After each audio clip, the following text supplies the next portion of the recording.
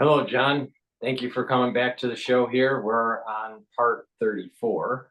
Um, so a lot has transpired since we last talked 2 weeks ago. We have a new pope. There's conflict with Pakistan and India. You're going to be going over other topics too.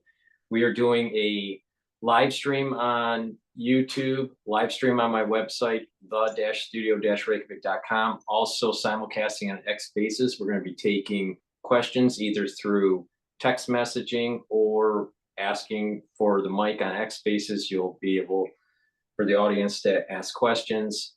So before we begin, John, I just want to remind the audience that in the description box, there is a link to your website that will allow individuals to sign up for a periodical and also to do a reading. We'll talk about that later within the broadcast here, but thank you again for coming onto the channel, John, and let's begin wherever you want to start.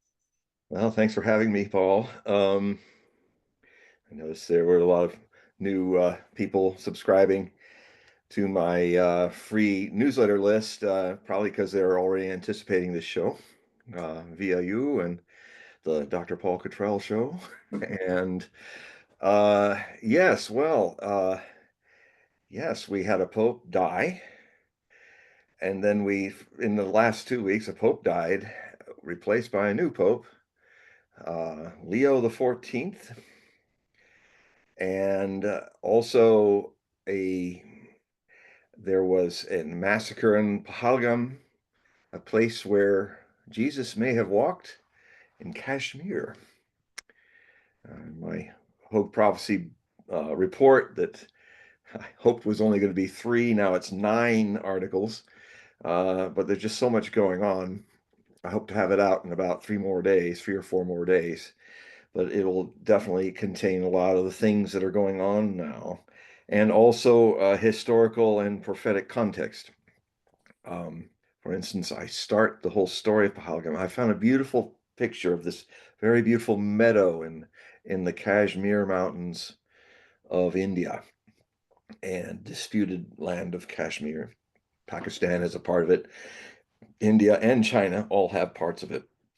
This is the Indian part, not far from Srinagar.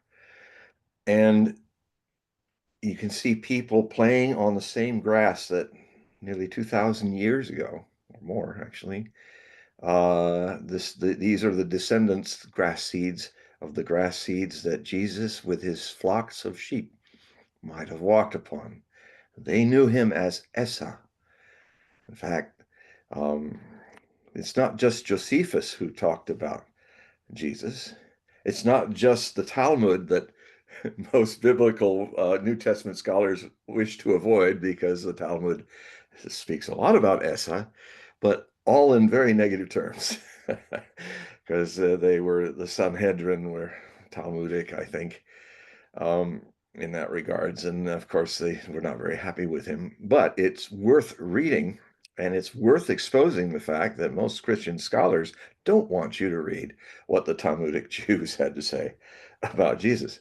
So, but a strong man can take criticism, or woman, and grow from it. It either is projecting their biases or exposing certain things that the story of Jesus doesn't want you to confront. So, but you will have to decide on your own which of those are true or false. Now, so I start with the story of Esa. And Esa is the name that the Talmud calls Jesus. And it also, in lamaseries, Tibetan lamaseries in Ladakh, and near neighboring Srinagar and Kashmir, and also lamaseries in Tibet, have recorded for thousands of years every monk or traveler that has come in and out of these ancient monastery lamaseries in Tibetan. And they record Esa. They record where he came from, too, from the far west, from Western Asia, Judea. And, you know, we have those years, lost years in the Bible where we see Jesus just beginning to talk as a boy or young teen to scholars, Hebrew scholars. And then we don't hear from him again until it's AD 30, you know, and he is now a grown man at 33. And where did he go? Well, you will find records of him going east, going kind of doing a spiritual Marco Polo experience on the Silk Road, going to find truth. And you can also see it if you know Buddhist scriptures. You will also see that some of the things that are the most revolutionary and beautiful that Jesus says in his ministry are verbatim out of the Dhammapada, Buddha's teachings. I'll just use one example. Everybody knows this, the golden rule. Do unto others as you would have them do unto you. That wasn't originally from Jesus. It was something Jesus learned as Esa in Tibet. It's actually Buddha's statement, the golden rule. And there are other Buddhistic things that Jesus said, and he brought that teaching back into and tried to reconcile it with the eschatological traditions of Judaism. You know, the three main Western religions all are sourced from the mother religion of Judaism. The That's where the outshooting of the Christian faith and also Islam, because as a camel herder, Muhammad used to often camp with Nestorian Christians, more Eastern-leaning Orthodox Christians. And so his knowledge of the Bible was from them before he had his moment with Jabril, who we call Gabriel, on the mountain, Mount Hira in Saudi Arabia. In my newest Hogue Prophecy report yet to be published, I have some very beautiful paintings from Nicholas Roerich, the Russian explorer and also spiritual wanderer in Tibet and other places, who paints all these marvelous paintings. But the one I'm starting with is his painting of Saint Michael in the flames. For he, like so many other thinkers and spiritual people and sensitives, artists, he painted that just before World War I started. And he was painting a number of, from 1912 to 1914, he was painting a lot of very apocalyptic themes because he felt it coming, the great Holocaust of the First World War, which was a war that never anyone had seen in its ferocity, in its modern high industrial slaughter. It just, in some ways, psychically speaking, because no one ever had a context, the First World War, in many ways, psychically was the most terrible.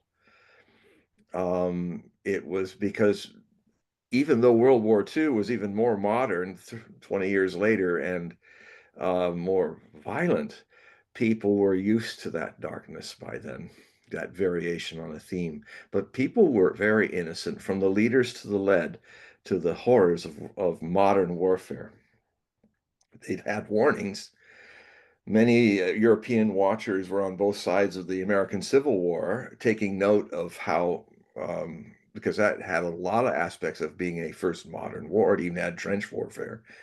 At Petersburg and Richmond towards the end of the war.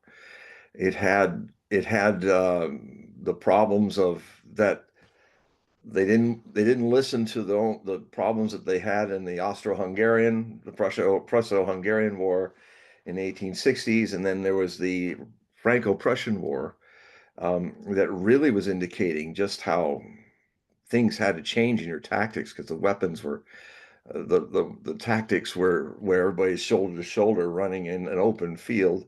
Well, the Prussian Guard in 20 minutes lost 9,000 casualties against the French Chassepot guns. But there then was no war for 40 years. which is rare for Europe. No war in Europe. So whole generations were born that with much more advanced Maxim machine guns and howitzers that could fire 30 rounds rather than 4 cannonballs a minute, 30 rounds, rapid fire, high explosives, planes, tanks, all these things that we take for granted were an unknown until the terrible days of 1914. So Rurik saw this. And in a way, we are constantly coming closer and closer to taking a deeper plunge into horrors. I just heard today, I'm trying to confirm it, but this war that erupted between India and Pakistan, there's apparently this ceasefire that happened. It's not really happening. The fighting is still going on. But the ceasefire that was rushed in suddenly, which had everybody stop, it may be because there's been a leak of nuclear radiation near Rawalpindi, in one of the, I think it's called Khan something. I can find out the exact name, but I have it up here. Yes. Yeah, the U.S. National Nuclear Safety Administration sent one of its large transports because it got a nuclear emergency report from India and Pakistan. So they sent one of their large B-350 AMS aircraft into Pakistan, into that place near the Karana Hills, to look at a nuclear storage facility that might have been hit by Indian Air Force airstrikes, and they are detecting radiation. So it could be one of the stockpiles that has packed in it the 170 nuclear missiles with their nuclear tipped warheads might have been struck by a conventional attack, and they are recording radiological release. So it's not a bomb attack, but atomic weapons that were stored that were attacked. And so, we're not facing the Maxim machine guns and French howitzers that can fire 30 rounds a second rather than 4. We're just about to enter a situation where in one day, Southern Asia could go up in nuclear fire of the firing of 350 nuclear weapons. And because there's 180 India has and 170 that the Pakistanis have. And if that happens, it'll change the world. Everybody will be impacted, not as badly as a nuclear war could be if it was the two largest superpowers unleashing their thousands of nuclear weapons. In a strange way, and I've been saying this since 1990, and I go in these articles, I talk about my journey from 1990 to the present, looking at this area, which I personally lived in for much of my adult life, India and Pakistan. And I actually recount some of the times when I was there when it looked like they were going to do their mini version of the Cuban Missile Crisis. And wasn't clear whether, I lived in Pune. Pune is near the Southern Command. Southern Command would definitely be a target of Pakistani nuclear weapons. And our ashram was near there. But as I was saying before, I think I said it on this show. It's hard to remember what I've said. So many things were coming in when. But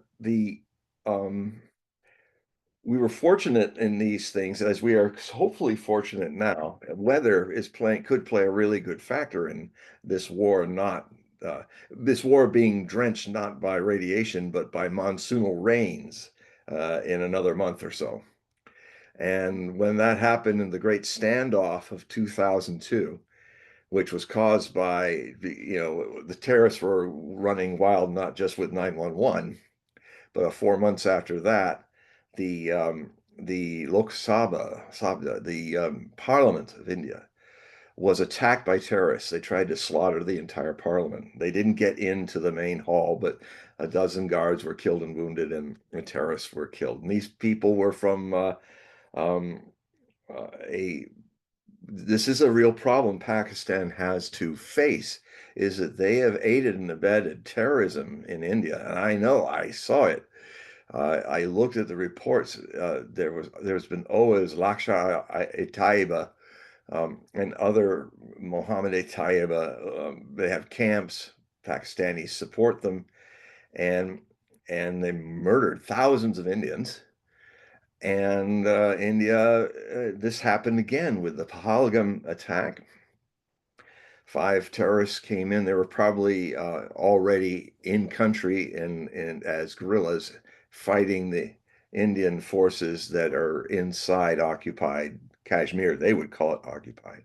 See, Kashmir originally was because Nehru was the prime minister of India when the partition happened. He's a Brahmin Hindu, part of members of the Kashmiri minority. He he uh, uh, he wanted to keep the majority strategic Kashmir as a part of India, but it's a majority Muslim population. So the dispute was Pakistan said, no, this is, there's many more Muslims than Hindus here. And so that dispute started, and that triggered the first of so far 3 major wars and dozens of smaller kerfuffles, hopefully like this one does not become really a full-scale war. But this one's trying really hard. And there's all kinds of confusion going on. I mean, it seems like mainly the war has started off as India made a strike, and they went not only into Kashmir and hit a total of 9 camps and terrorist centers and stuff that the Pakistanis look the other way and allow. And they also hit, this time they also hit inside Pakistan proper, not just Kashmir. And they cut off the 1960 treaty where most of Pakistan's water, it comes from the headwaters of reservoirs in India and in Kashmir. Modi, the Prime Minister of India, cut them off.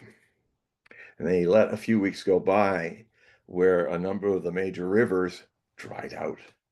And they've just turned it back on again. But it was just like telling them, he says, look, so this is quite a daring move, because it literally is a situation. Let's say Canada had the headwaters of the Mississippi River and we got in a kerfuffle with them. What if they, just to punish us, cut off the headwaters of the reservoirs and the Mississippi dried up? We'd go to war with them. We'd take it back. We'd take Canada. Because it's just like what happened to what the Egyptians feared. Here are the Egyptians adding 1 million new people into this thin sliver of green lusciousness surrounded by absolutely dead desert. And they're building, their population is exploding 1 million a year. I don't know how they sustain it. It's getting very hard, but the headwaters up in Ethiopia, I don't know if that's the blue or the white Nile. I always get them mixed up. But it's one of the 2 major Niles that flow into the main Nile River. And they are now wanting to use some of that water for their own people.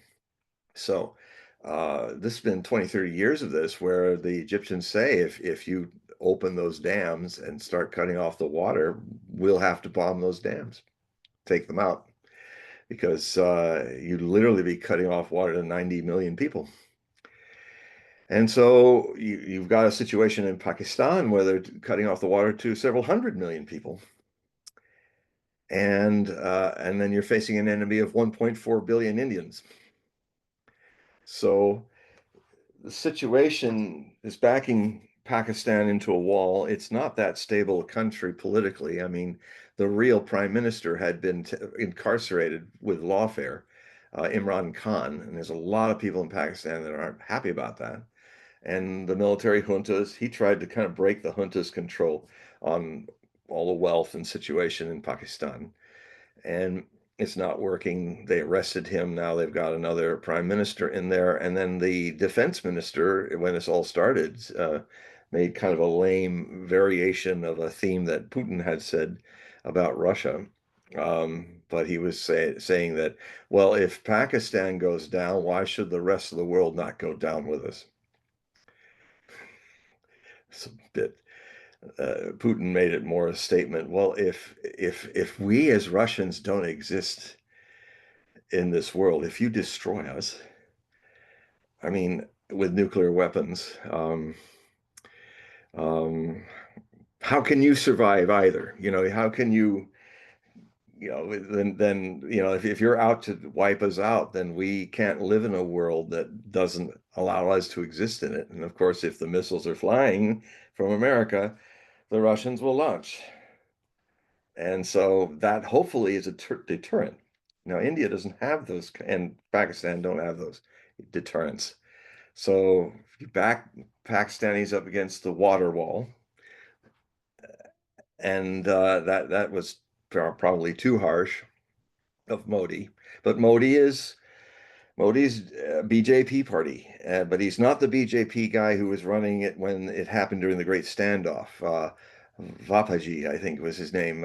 He did not surrender the command of the armed forces gladly to the generals. He kept them, and in doing so, prevented them from using atomic weapons in 2002. Fortunately, the thing came to a peak in May, the hottest part of the hot season, just like it's doing now. And there was an attack. The Pakistanis took a base on the border in Kashmir of Indians, and it was a big battle, and that almost triggered the war. But fortunately, the monsoons came.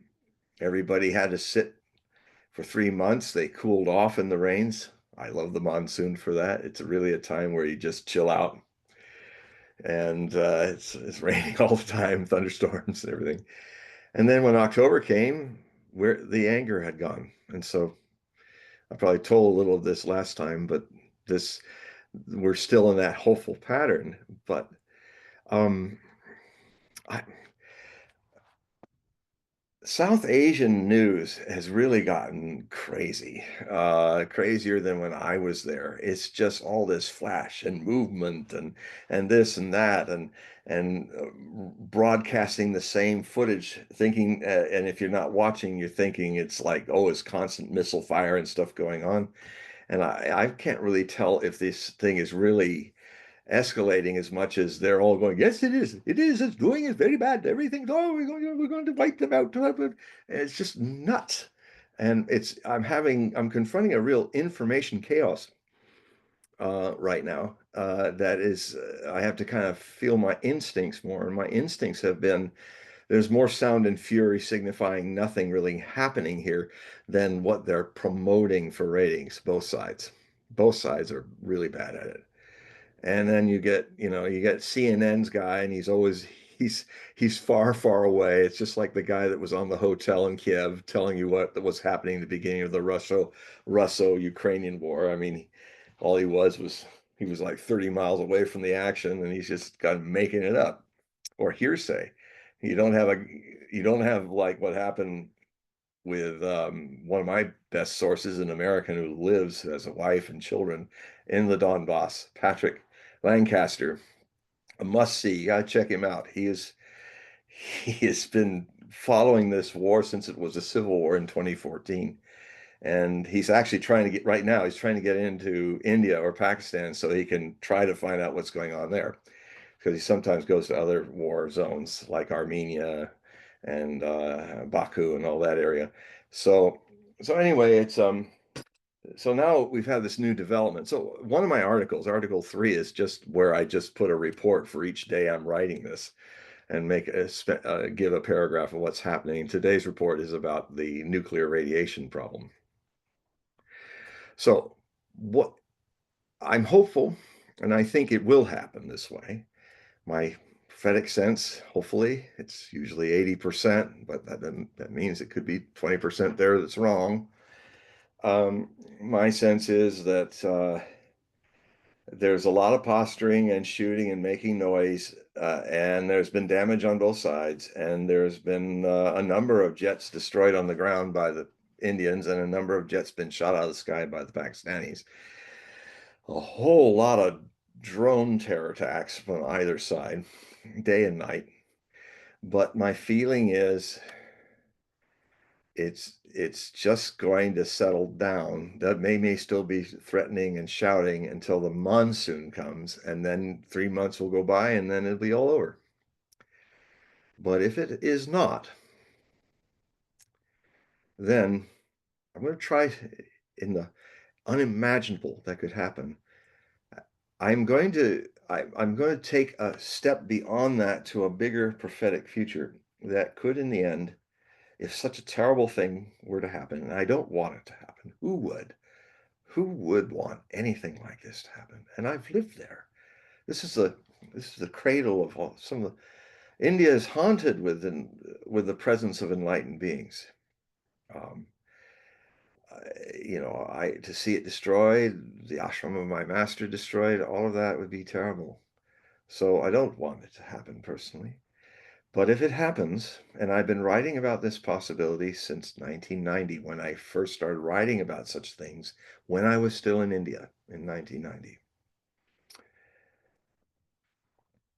A regional, I call it a nuclear bush war, in the chapter for the Millennium Book of Prophecy, one of my breakout coffee table books. I first did, well, let's see. You see this one, oops, if I can do it, this one right here in the distance, that's the Millennium Book of Prophecy. People used to call it an explosion in the print shop because its design is prophetic.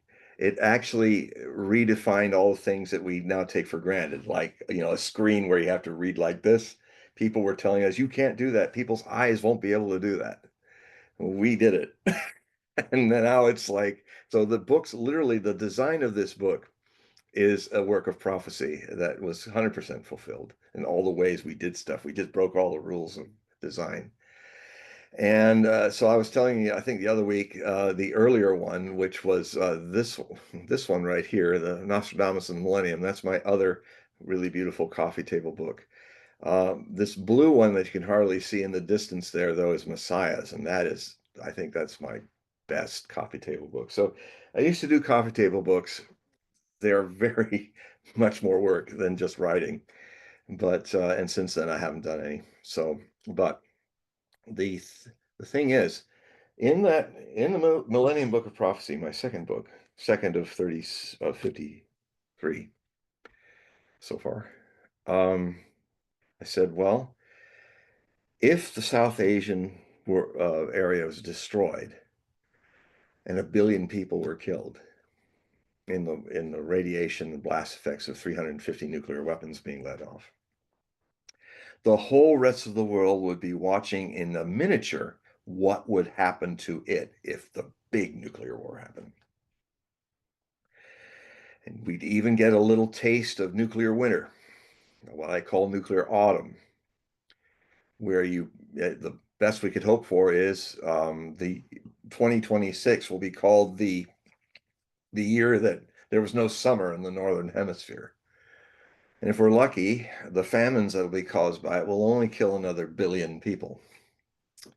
Mostly in where the main radiation clouds will be flowing, which will be around latitude 16, latitude 20 to latitude 6 of the subtropical, tropical area, where the ash of all those cities would just be moving basically around the earth for a while there until the fallout was rained out.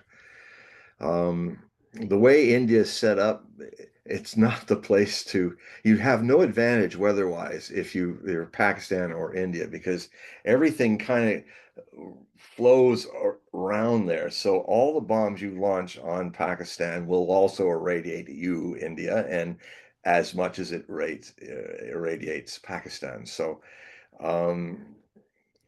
it's a kind of madness that if it happens there. And also, it's another intriguing thing that in this great age that's changing of thousands of years, it seems like the places that have been cradles of civilization are now either under threat or could very well go up in flames. Like India is one of those cradles. China is being threatened by the United States. It's one of the even oldest. The Middle East, Egypt, and all the biblical areas is the other cradle. It seems like the cradles of all the epochal times that we've had up to this time for the last 7,000 or so years are kind of, they're wombs that are going to be destroyed in this new period, this creation of the fifth world, as the Hopi prophecies call it. They've seen four worlds that have been destroyed. Interestingly enough, the fourth world, the third world was destroyed, and the fourth world rose from its ashes, rose from its waters, from floods. So just like in the Bible, the Hopis also have a flood story. In fact, everybody has a flood story in their ancient most scriptures. And that's probably got a rational explanation that shows that civilizations have been around a lot earlier than we think. And at 10,000 BC was when there was a sudden meltdown of the Ice Age. That at that time, the sea levels were down at 345 feet below the current sea level that we have now. So there were a lot of areas that were probably thriving with cities. There seems to be some ruins off the shore of India, and it's in two places. The city was rebuilt and around 145 feet below. So there seems to have been two floods of extra water as the Ice Age was beginning to end, and they match those two coastlines. So geologically speaking, so now archaeology is like religion. It hates its dogma to be questioned.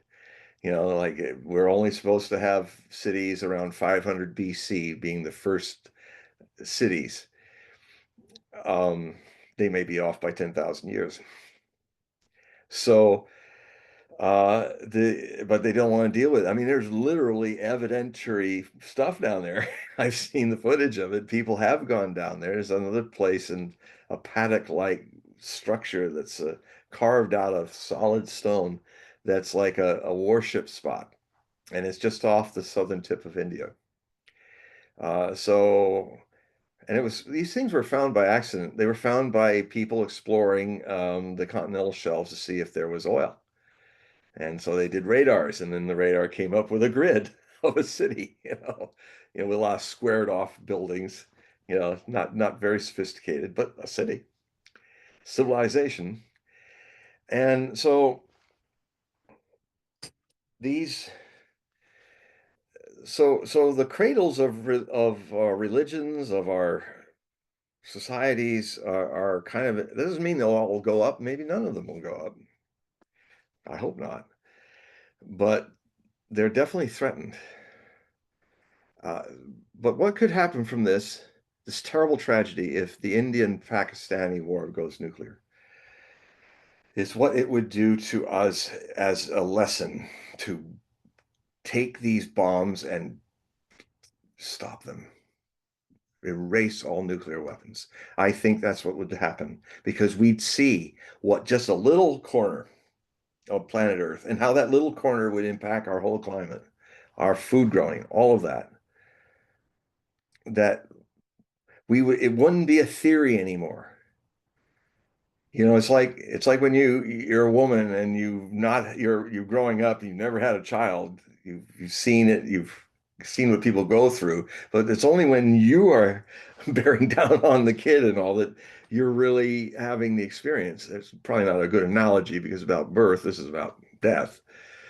Um, but it could very well shake us out of our stupor and end nuclear weapons. And then, unfortunately, we will then have to make sure that we do not replace them with bombs that are just as powerful. The only good news is they're not radioactive because they are missiles that move at Mach 20, and they're kinetic weapons with a heavy metal tungsten warhead going at Mach 20, you could cause a fireball over New York and wipe it out just from contact, from kinetic contact. Good news, a little bit of an improvement. There's no radioactivity. And that's big because that lasts a long time and pollutes. But so hopefully that, I'm always trying to stay ahead. I mean, some of my prophecies actually, you're soon going to read them in the next few years in my book of things to come. Some of them go all the way 4,000 years from now. Um, there will be that predilection to use the cleaner and a clean kinetic war, which would still cause the flames, wouldn't be radioactive. It could still cause the cities all to burn, and it could still cause nuclear winters, but they wouldn't be nuclear. It's not much of an improvement, but that at least in the long steps of our growing out of our childishness are things that I write about. But hopefully, I'm hopeful that if this thing goes, um, if it does happen, I don't think it will, but who am I to say? If it does happen, let us learn from this and never do it again. So, has there been any questions? No questions yet. Okay. Oh, you have a decent following right now. So I have a what? you have a decent following right now. Oh, good. All right. So anyone that's either watching on YouTube, you can type in your questions if you'd like to ask a question, or you can ask for the mic on X Spaces, and I'll pass the mic on to you, and you can ask your question live. Yeah. So, Paul will give me a wave when I know somebody's up. So, I'll keep talking because we'll talk a little bit about the new Pope. That also happened, and the death of Francis was followed by Pope Leo the 14th. I'm just trying to get my head around his destiny. Last time I spent an hour in the last show 2 weeks ago talking about the possibilities of what comes next. I think I made some predictions about what possible popes might have been there. I recall that what I said then was I thought that Tegle or Parolin were most likely to be the next pope. I also predicted that it would be just four ballots in 2 days. It would be quick. I got that one right, but after I signed off on that show in the next few days, I saw how certain things came up about Parolin and his dealings with China, and also because it's a is a wonderful line that the Vatican has that during a conclave, you can walk in a pope and come out a cardinal. I love that. If he's going, it's Tagle. He's gonna, he's the guy that Francis has designated as his successor. Rumor mill goes, and um, actually, he had a gambling problem that came up. So, if I had done a show the following week, I would say, well, and I must say, I didn't jump on it, but every once in a while they would talk about Robert, what's his name? Prevost, Robert Francis Prevost. I'm probably butchering his name. I'm still getting my head around it. Let's see, where is he? Um, Here we go. He is Francis, so one could call him the second Francis, as some people joke. Um,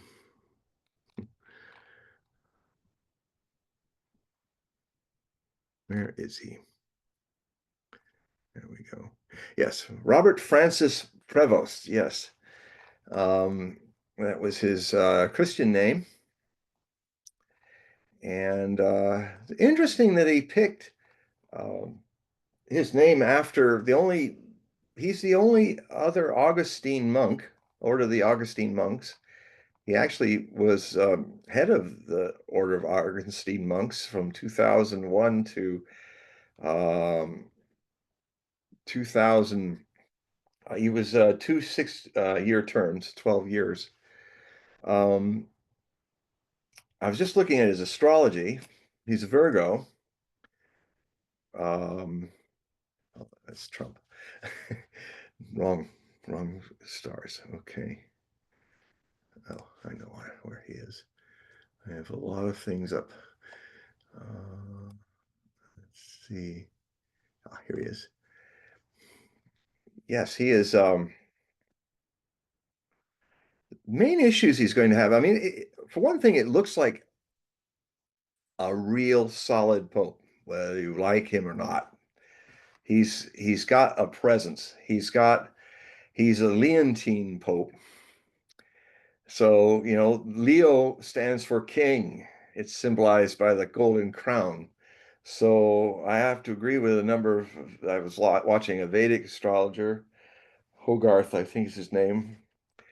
Um, he uh, he saw him. He's got that situation in his chart where almost all of his planets are on the right side, descending on the chart. We don't know his rising sign. Some people theorize that he was a Leo rising. Others theorize that he's a Scorpio. Um, I'm still figuring that one out. A lot of the stuff that I'm doing in these articles are preliminary points and insights that I have that because of course now, if anybody's read a lot of my books, you know that I wrote a best-selling book, The Last Pope, The Decline and Fall of the Church of Rome in 1998. And of course, I haven't updated it since John Paul II. So I did do a small book where I talked a little about Benedict, and in another small book, I talked about Francis and the Last Pope Prophecies. It's one of my best-selling papal books, and just trying to explain the whole situation with Francis and all the interesting stuff with 13s that were happening. There was also the seagulls love to hang out on the Sistine Chapel next to the pipe where the black or the white smoke comes out. And there is actually an omen that happened. This will be two in a row. Because what happened back in March of 2013 is that there was a seagull that got up on the tin hat like a Oriental rice picker shaped hat, like Vietnam hat or something. It's made of iron. And he liked it's pretty flat, so he can perch on it. It's not like this. He perched on there and stayed there for over an hour. Didn't move. He was just there. And it got to a point where it had happened just after the fourth black smoke.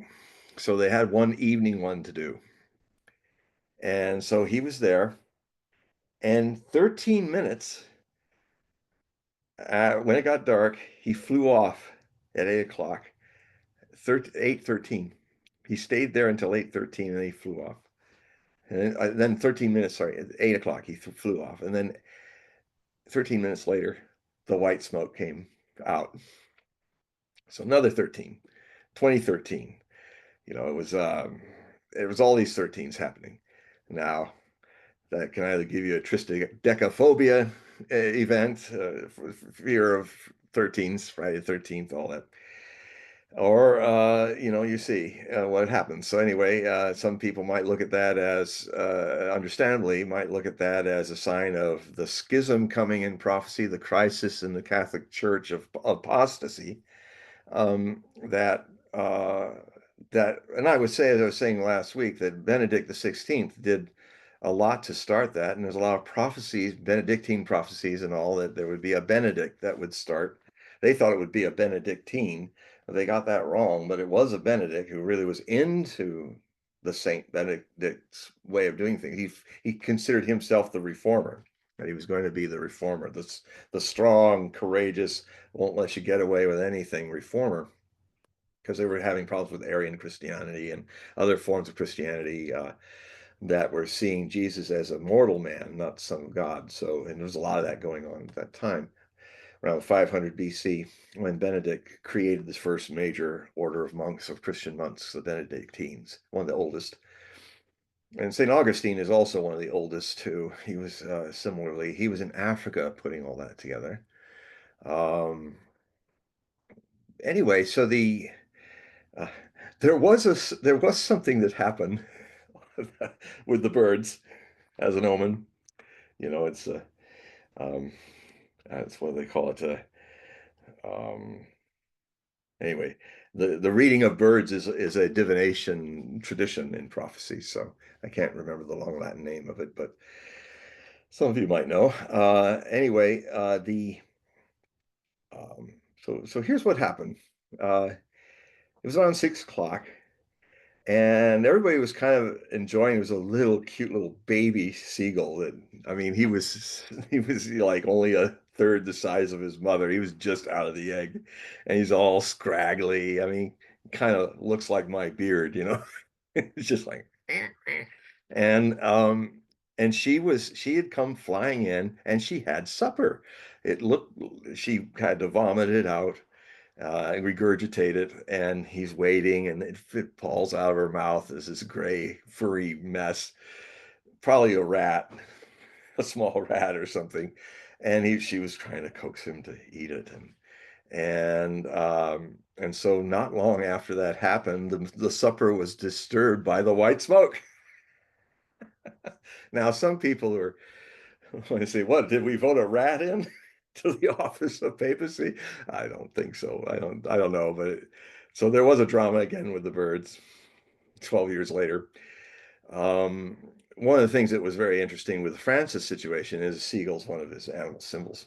So, so that was kind of, okay, that's an interesting coincidence, if not an omen. Um, the other interesting thing that happened is that there was, and I have the actual the CCTV Vatican camera that shows you the whole basilica and the palazzo and all that. They had this amazing thunderstorm on the 5th of December, just before the conclave. And it was at 3 in the morning or something, and so light was coming up, and the thunder was really like, okay, if you wanted to have an omen and have some deep rumbling thunder that's just deeper than normal, it was really kicking off.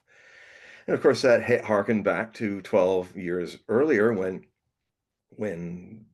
Benedict resigned his office on the 11th of February, 2013. And that night, there were massive lightning strikes hitting the top of the Basilica Dome. And I have some of the pictures of them. The other thing that had happened was back in 2003 in Argentina, in what would be the summer thunderstorms of December, because the southern hemisphere, there was I think in Buenos Aires or somewhere around there, there was a statue of Saint Peter, the first bishop of Rome, and it had an iron halo around his head, and he's holding the keys of the kingdom of God and Jesus. You know, that's what the Vatican's why they use the keys all the time. He's holding them in his hands, and he had his staff. So I have a before and after shot of a big lightning strike went right for his statue, nobody else. It obliterated his halo, melted away. It obliterated the keys. They were not there anymore, and he just has a stump, a scorched stump for this hand. And I mean, now that's getting into omen worlds for sure, you know, definitely. Um, so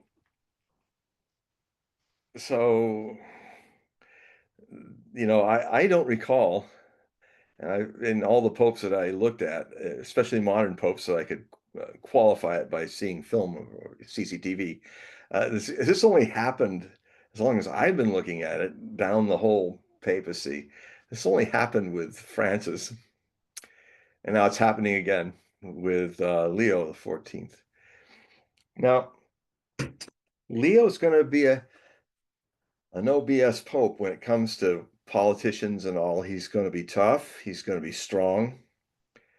He's uh, he's also 69, and he is an amateur tennis player, and he's pretty passionate about it. So for a pope, he's in very good shape for his age. He's relatively young to be a pope. I mean, John Paul II was 58 very young when he became pontiff. I mean, I guess it helped him a bit because a lot of his second longest papacy in history after Pius IX. It it he died of Parkinson's. He suffered for half of that with Parkinson's, but he, he's a strong man, strong constitution. It lasted a very long time. I think this Pope Leo the 14th, see, he took the name from another Saint Augustine monk, uh, cardinal, that became of the Pecci family, who became Leo the 13th. And he's modeling himself after Leo the 13th, so socially, I mean, doctrinally conservative, socially liberal. People are trying to project Democrat Republican stuff on papal, what's a traditionalist and what's not. And it's a little more complicated than that. You can have there's a lot of people, well, like this man he's trying to find a bridge. He calls himself the bridge. Well, pontifex means bridge. So he's going to try the bridge, the two sides in there. The traditionalists are gaining more believers than the liberal progressives, which are in the old seats of Catholicism's former strength, but are kind of dwindling in America and Canada, North America, and in Europe. This, the cradle of the Catholic faith. But in South America, Africa, especially in Asia, there's an amazing explosion of people who are becoming Catholics, but they like the traditional way. They like pre-Vatican II. So there's coming a demographic change, and this Pope is going to be how he sails the ship of the Holy See through this, SEE, is going to be important. I think he's going to be there at least 20 to 25 years. He might even break Leo the 13th, who was 68 when he became Pope, very old and sickly, and they thought, oh no, he's just going to be a transitional Pope, because the last one was the longest. That was Pius IX. I think he died in 1878, but I believe he was in the 1840s, and picked. And, you had four popes up to that period in the early 1840s, I think. You had four popes. And for that hunk of the 19th century, after that, you only had two for the rest of it. You had Pius IX, and everybody was hoping, because he was an older Pope, Leo the 13th would not last that long, but he ended up being now the third longest, at around near a quarter century. He actually lived into 1903. He was also replaced by another long Pope, Pius the 10th. And then he died at the beginning of the World War I. And then there was Benedict the 15th that came during the war. And it's amazing what the papal prophecies of Malachi say. His Latin motto was Religio Depopulata. The religion, the faith, depopulated. When you consider all the Catholics on the Central Powers side, all the Catholics on the Triumvirate side, the French and others, and the Italians, and all fighting against Germany and Austro-Hungarian Empire. Austro-Hungary is a Catholic country. Southern Germany's Catholic. Basically, Catholics were murdering Catholics at a great rate. And Christians in general, if you just look at all sects, Protestant and Catholic, were going at each other. And literally during his reign, up until, I think he lasted until 1922, I think, long enough to add all the Russians who are lost to the faiths of any Christianity from the anti-Christian and atheistic communist Bolshevik revolution. plus the few million that died in the Russian Civil War. So Orthodox, all of them, it literally happened. During his reign, there was a great depopulation of the Christian faith. And it was kind of the beginning of the end of, it was the beginning of it spreading out of Europe and having more life elsewhere. Yeah, so now Pius XII, Pius XI probably died from a Nazi assassination attempt because he was hale and hearty. He was an athletic pope. And he wrote an encyclical when he realized that Nazi Germany was taking over and destroying the religion.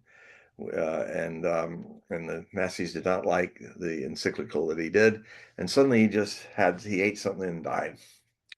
He was replaced by a Vatican diplomat, Pius XII.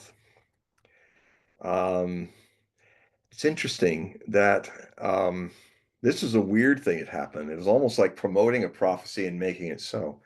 There was a documentary done of him during his reign called Pastor Angelicus, the angelic pastor or shepherd.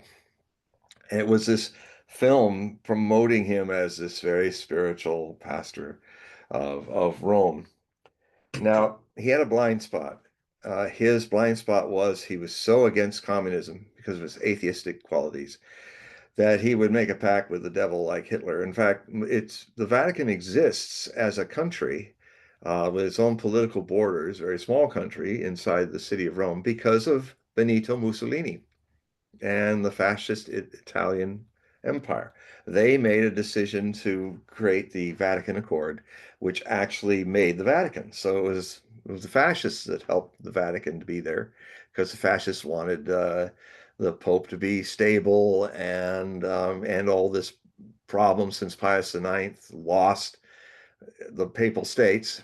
That's when Italy became a nation, and for all those popes after him, it was like they were not leaving the Vatican.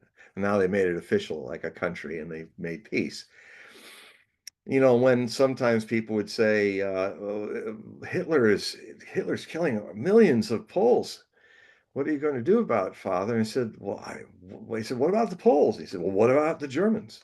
All the German Catholics? Do you want me to do something like that and get them all in trouble?" So he had a bias towards the Germans.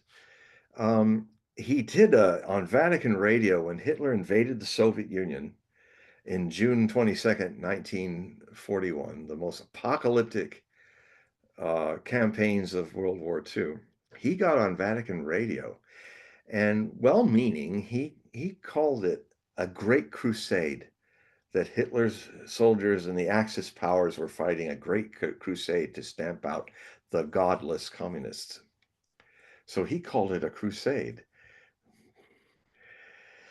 Yeah, part of that crusade was to get another problem out of the way of the Hitlerians, and that was all the millions of Jews that lived in the Soviet Union, and the Poles and all of that. So he was very reluctant to embrace Churchill and Roosevelt and all these Democrats. He really had he was a triumphal pope. He was old school, autocratic. So it was more in his genes to have better dealings even with the devil of Mussolini and Hitler than it was with Roosevelt and uh, and Churchill. So in a way, the pressures to make him more appealing was this documentary, Pastor Angelicus. And I mean, they'd have these great shots. He's the only pope I ever seen do that. I'm sure others did it before films, but he used to sometimes get he'd be on the altar with all these people, like when the Allies bombed Rome, and he got out there, and what he did was he just would look up unblinking into the sky like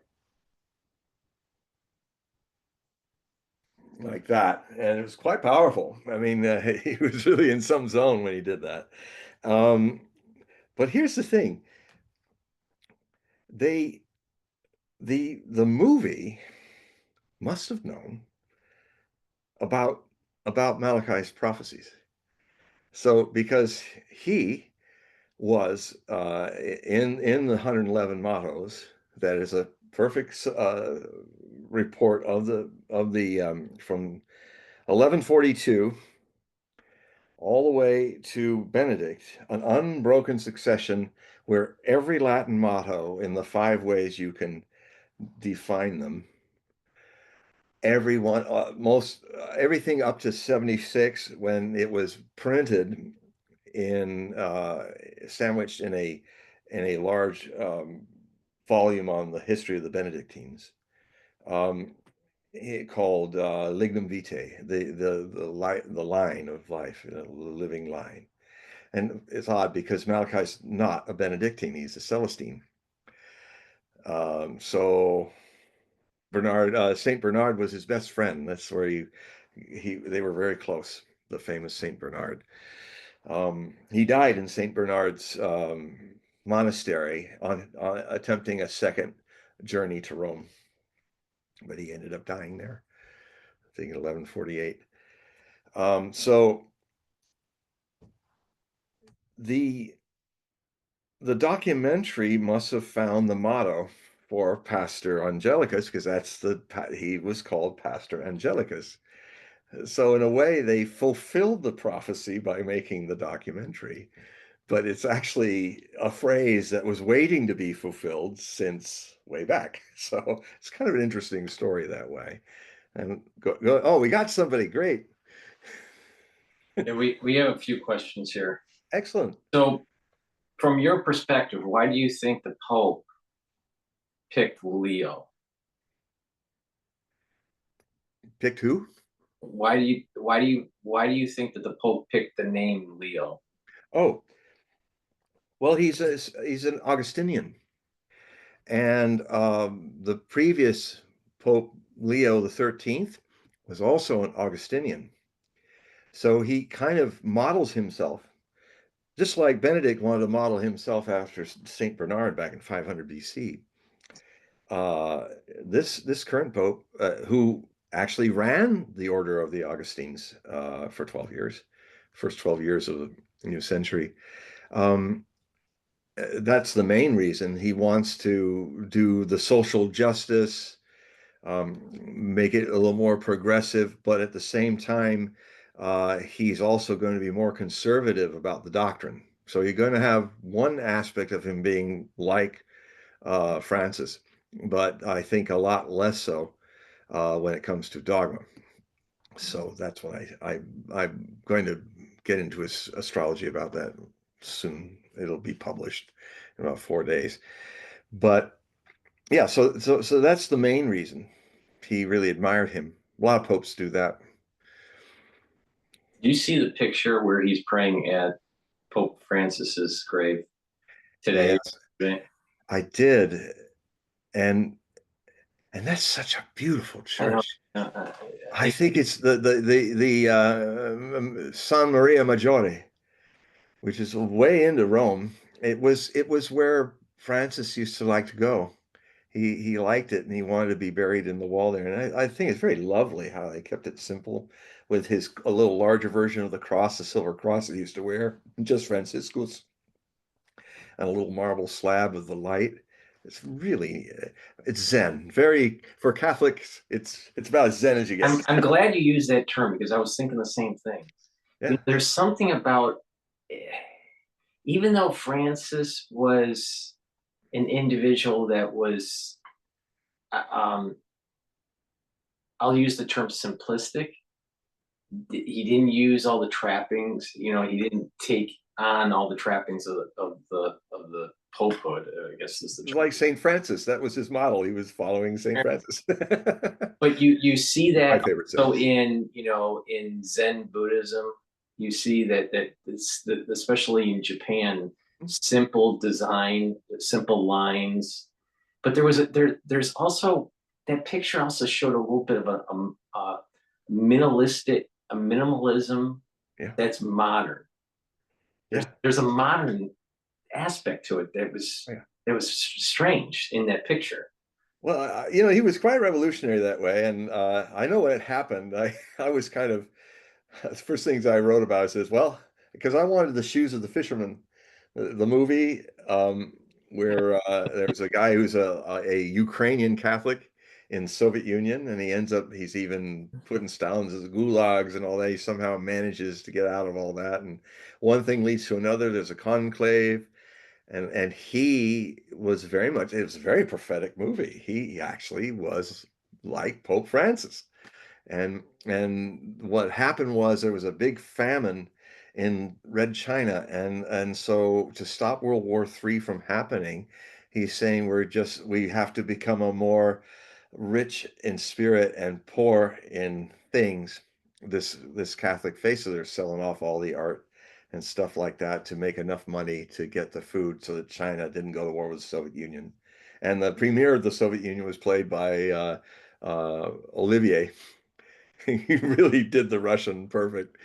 And then the other guy who played the head of the Mao character was actually the Japanese butler that always fought with in the Pink Panther. You know, when he was going, oh, they Oh, come out wow. of nowhere. That same actor played a serious part as the premier of China, and it's a very good film, a must see. You'll be shocked at the parallels. And so I was saying, well, I got my Cardinal. Let's see, his Cyril. I was hoping there'd be a Cardinal Cyril, and actually, he was a lot like that. But I can see now where there's balance. That got a little out of balance, and I think this Pope is going to try to bring a little more balance, a little more, because he's got to see what I'm seeing. I mean, I can see it. He's got to see it. That you know, Benedict did one thing that really helped more traditional people. He finally said, because they abolished the Latin Mass in the Vatican too. It was all you can do in whatever language you want. And I can understand they were trying to bring things for Catholic Church to be more, as Francis would say, todos, todos, todos, everyone, everyone, everyone. He just wanted to make it more inclusive. So I think his heart was right with that. But the intriguing thing is how things change. Now there was all that inclusiveness.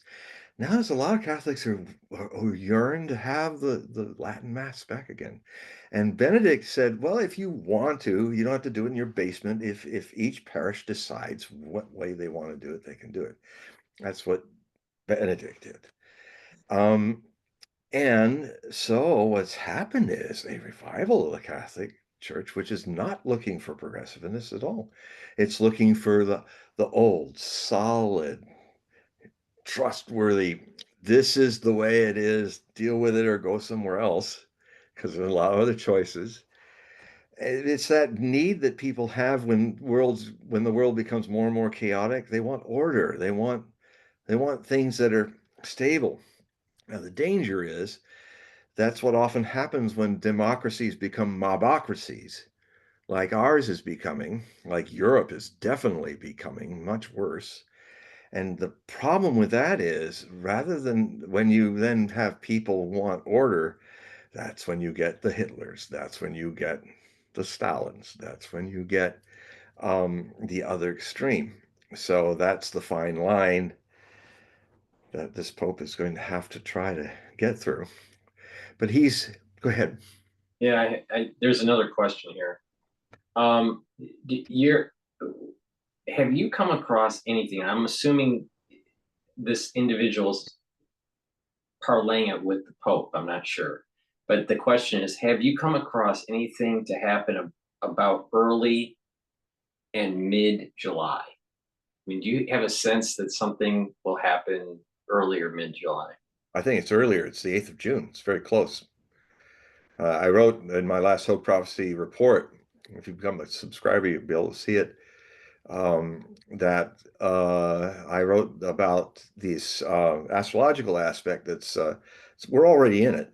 A lot of these phenomenons and stuff and wars and changes are part of it because it's Pluto in its final 8th return, but this time not completely touching the position it had at the birth of the United States in 1776, which was 29 degrees Capricorn.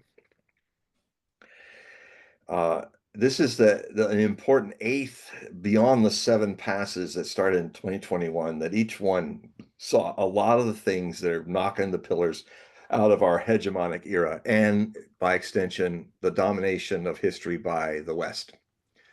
It's all coming unraveling.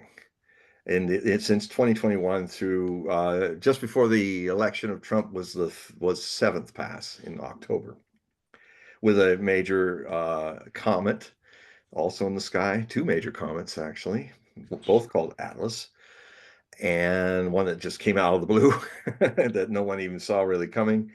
And so a lot of very powerful potential stuff was going on. So then what happened is, after the election, around in December, I believe, is when Pluto very slowly moved. That's why it's the guardian of great epochal changes and generational changes. It moved out of Capricorn and moved into the realm of revolution, Aquarius, and humanitarian changes, Aquarius. It moved away from blind faith into a future, which is the Aquarian age, is the age of science. Science means, from scire in Latin, means to know. So religions are now starting a process where faith is a Piscean age idea. It was a necessary step in the evolution astrologically of the great ages. But in this twilight interface, which in 150 years will be complete, the Piscean age is now fading. The age of faith and dream, faith of invisible heavens and all that we can't see here. Now, it's not about what you believe, but the future in the next 100 years is going to be about what you know to be true. And in this, what will happen is science will finally have, it's been flopping around with one wing. It's a bird with one wing. And this science that we call just science is objective science. But what is needed is the science of meditation, which is, we don't know how things tick. We know a lot about how the universe, and keep continuing to know more and more about the phenomenons of the universe, or just know, at least we don't know what gravity is, but we know how it works. We still don't know what it is, but we use it. It's using us. Why I'm not flying off into space right now is because of gravity, because this world is moving and also speeding through space. And that's all really wonderful stuff to know, but what use is it if the one who knows it does not know him or herself? That's the problem. Subjective science has to happen, and that is dhyana, witnessing. That is not mindfulness. I would call it, from my own experience of it, being a disciple of Osho, is no mind, fullness. That which is not the mind. So that will bring balance in the Aquarian age, and religion will also be scientific. Go ahead. So you remember Mary who asked the question last episode. So she has a question, and I think I think that her question dovetails into what you're talking about very well here. So, how do ordinary individuals live out the full measure of their intended creation? Nice. I mean, this is pretty deep stuff. Well, Mary had a great one 2 weeks ago. Well, I'm going to take that to mean, read it again, just so we all can kind of absorb, because it was really good. Yeah. How do ordinary individuals live out the full measure of their intended creation? Now that shows it's not just how long you live, but how do you live it? What do you learn the art of living? Do you learn the art of being totally in the world but not of it? Where you're no longer trapped by the conceptualism of the mind that is constantly painting a picture of you against the world, which does not exist. It exists if you dream it. if if you have and the problem is the art of life is, as I'm under process of going through it, and I'm now entering my seventh decade, so I'm now kind of getting into the culmination, final act of the next 20 years or so. Um, and so I've done a lot of living, and I've had many experiences and lived all over the planet, lots of things happening. Um, I'm surprised that I got this far. Uh, my my father never thought I'd survive the 2020 or something. Um, I was just too sensitive for the world, but I somehow managed it. And so the art of living to your full measure, maybe meaning like when Ibis or the god with the bird head weighs your heart in the Egyptian tradition, ancient Egyptian tradition, weigh your heart. They pull the heart out and weighs it in the thing, put it back in, and then you find out if your heart is light, then you have lived well, and you go to a better place after that. Um, it's how you're able to respond to what life throws at you. And to be open to whatever is there and accepting if it's frightening and things. I mean, I tell you right now, I'm desperately needing help from my readers and people who watch this show to pitch in because it's getting really lean. And I remember times when I'd be really eaten up by that. I'm definitely doing things that will try to help my revenue stream, but that also needs the help of patrons. I am going to start a Patreon page once I get these articles finished. The latter half of May, I'll be involved in that. I'm also going to try to update my website so that cell phones can read it. And then I'm also going to get on Substack as well and start doing more of that. But people, I'm in desperate need of patrons, but I just am not afraid like I used to be about it. I used to, um, when you're not putting a lot of energy in something that's triggering fear. I mean, you have to go into the fear to understand it. I'm not saying avoid fear. In fact, if you avoid fear, one of the worst twists of life is, I mean, Osho used to say, always, whatsoever you fear, face it. Here now. Whatsoever you want to avoid, never avoid it. Go right into it. Go to the very center of the thing you fear. I mean, there's one meditation you had where you put the room into darkness for an hour, you lock it, you tell your friends, don't worry if you hear crying or anything. It's just a meditation. The alarm will come off in an hour and I'll be out. But he would have people go into a dark room and say, look, nothing that's dark. That's all that's going to happen there is you're going to see your fears and just see them, face them. And when you do that, things get clearer because fear and desire and ambitions eats so much of our life force up in identity.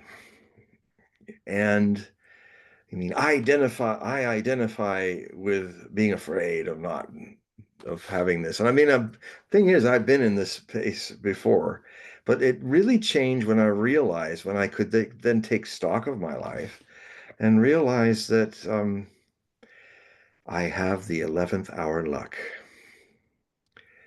Always it happens that something happens that fixes it. Now, maybe this is not the time where that's going to happen. Who knows? But I must say, I am in desperate need of more people being patrons than I have right now. So we'll just see if that happens. So that's one way of life. The other way of life is how you face death in your life. Um, I had a very beautiful experience that I wasn't sure was going to be beautiful with my mother. We were very, very close, and she also became a disciple of Osho, so we had even that dimension in our relationship. We were just, sometimes the usual way is you want your soulmate to be somebody you marry. Well, it didn't happen that way for me.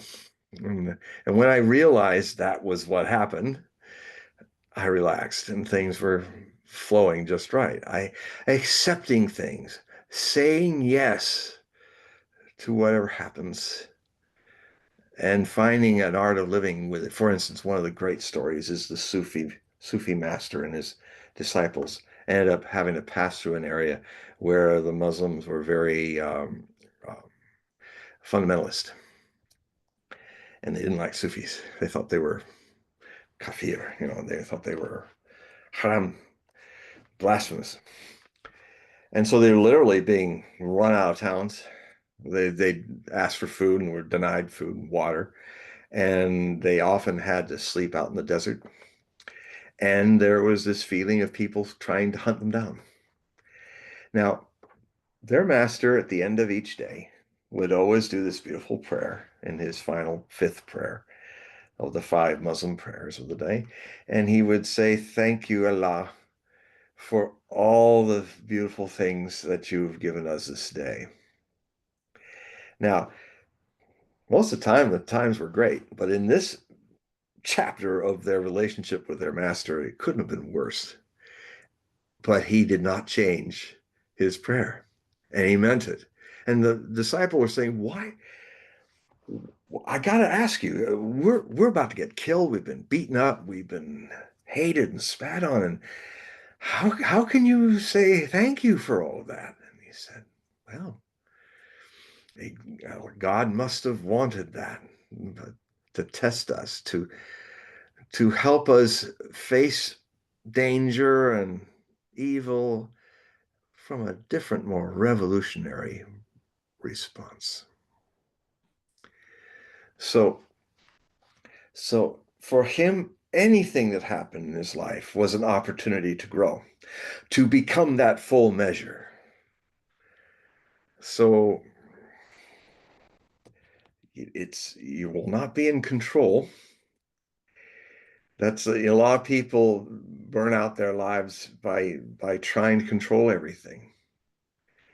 And I'm a double Scorpio, so I know what it's like to want to control things. The 12th house too, hidden enemies. And so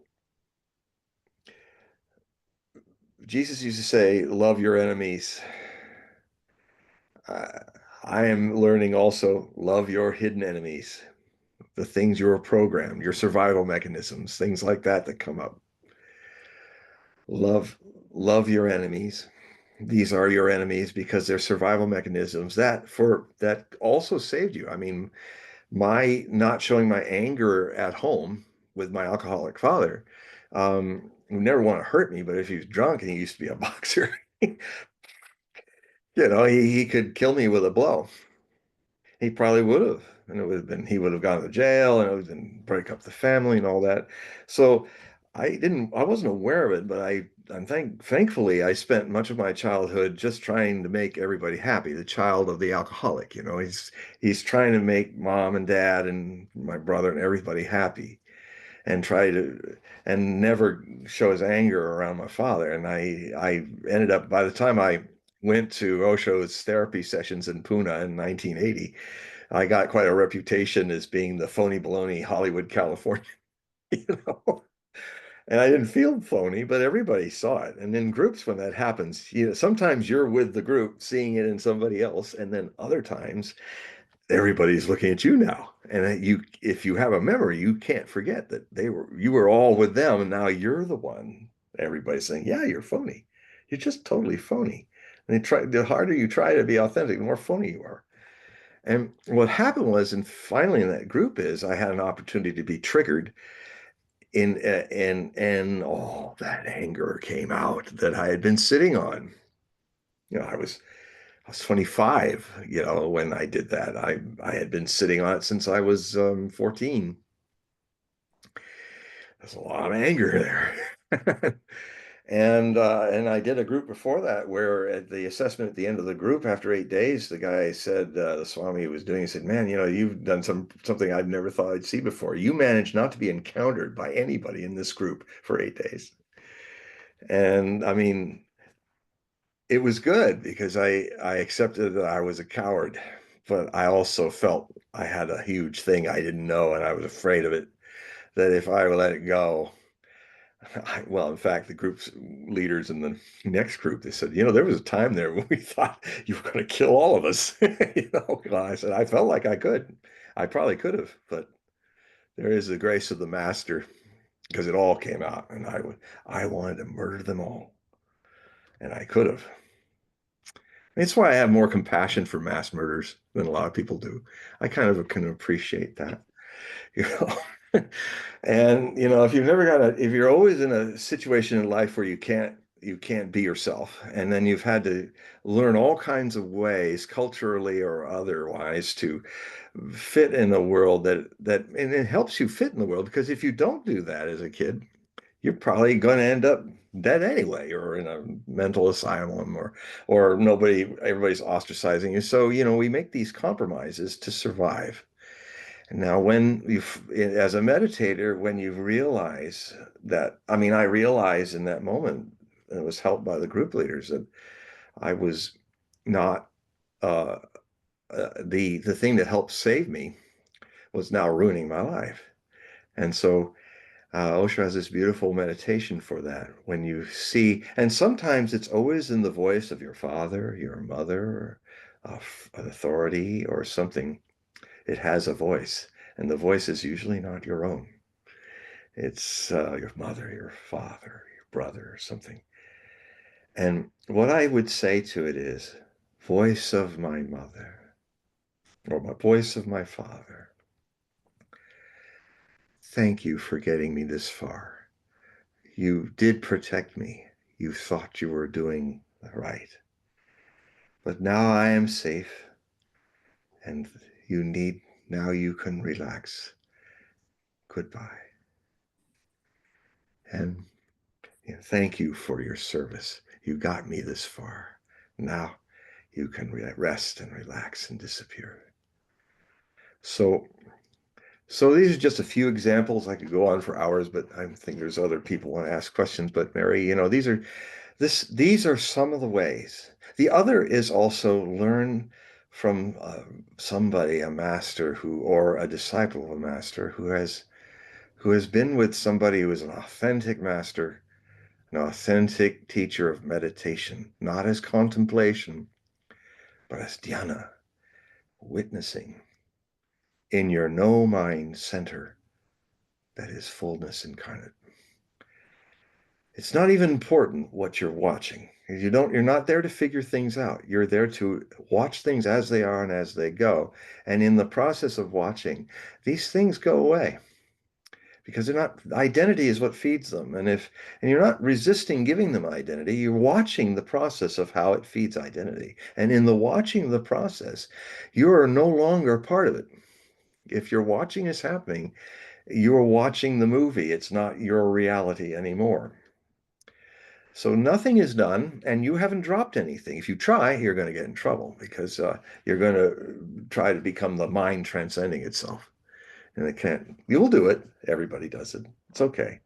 Watch that too. You'll see it's absolutely futile. So, so these are some of the ways. So that's why I often offer people at the end of my articles or stuff a email where I have in it all the techniques that I have learned from Osho, which I contend are techniques that are tailored for the needs of people in the modern times living in this mind amplified and soon to be artificially stupid intelligence amplified world. It may very well be what saves the human race from its extinction from artificial intelligence. For this is the most dangerous thing, as I've said before on this show. The most dangerous thing we're doing is not nuclear war. It's not climate change. It's artificial intelligence. How can artificial be intelligent? Well, that means the people who believe they're intelligent are thinking artificial intelligence is a good thing. Well, that's not a very intelligent or wise thing. And that's, anyway, I won't go into my rants about that tonight. But yeah, so these are some of the things. And hopefully we'll come back to this theme again and I will share other things. Okay, the next question, John. Someone's asking what your thoughts are of Sai Baba, who died 5 years ago. Such a Sai Baba. Now, there's two Sai Babas. Actually, such a Sai Baba of Shirdi was not that far away from my Pune ashram. Also, Pune was where Meher Baba lived. Meherbad was another ashram not far from ours in Pune, in Koregaon Park. So I'm thinking you mean the Satya Sai Baba who was in Bangalore, who was said he was the reincarnation of Sai Baba of Shirdi. I'm presuming that. Um, all I can say about that is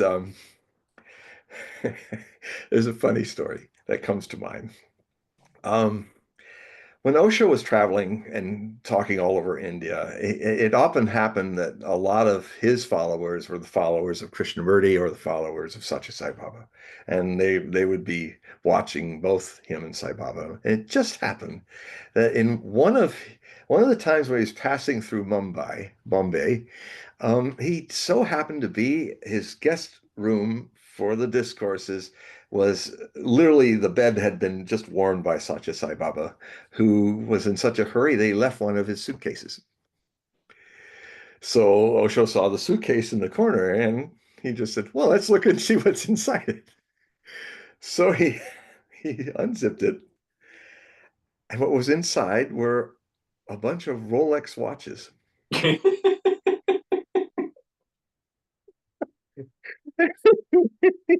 Yeah, I should have heard it. With Osho's delivery is much better than mine. And then what I saw was all these Rolex watches. Everybody cracks up. He just does a deadpan, best deadpan humor guy I ever saw. So, the story is, Satya Sai Baba used to like to make vibhuti and miracles. And Osho always said that anybody that does miracle working, you're going to get a very, well, you're going to get maybe not the people who are going to really work on themselves, but are just going to be followers of miracles. And I mean, I think Satya Sai Baba really had city powers because I was watching Vibhuti coming out of a framed bit of Vibhuti in California. I had some friends. I went to their restaurant all the time, Indian restaurant, and I used to go to their house a lot, and I would watch how the Vibhuti was growing. You know, so I mean, there are city powers, but as Ramakrishna, the great Bengali mystic, once said that a whole lot of people on the path often become casualties of their pride and ego by seeking city powers. They should never be sought. If they happen, they happen. And so I think it's just like Madame Blavatsky. She really had psychic powers, but when she got older and people were demanding she show more, she lost them. So at the end of her illustrious career of creating theosophy, they sometimes would catch fakes that she was starting to fake. And it's a shame because I think she wasn't faking before, but she was now in this ego trip about it. It's like, oh God, now I'm defined by my miracle working. I've got to keep this up or everybody will leave. So her ego got in. And I'm wondering sometimes because Sai Baba he used to reach in and he'd pull out a Krishna statue fully formed and give it to person, or he'd reach in and he'd find a Rolex watch. And now Osho used to say, why Rolex? Why not a more expensive watch? I mean, you can make them out of gold, can't you? Why have why a cheap watch? Why not get something stronger? So, so that's one experience of such a Sai Baba that I know of. But Osho said that Sai Baba of Shirdi, who this later Sai Baba claimed was his reincarnation.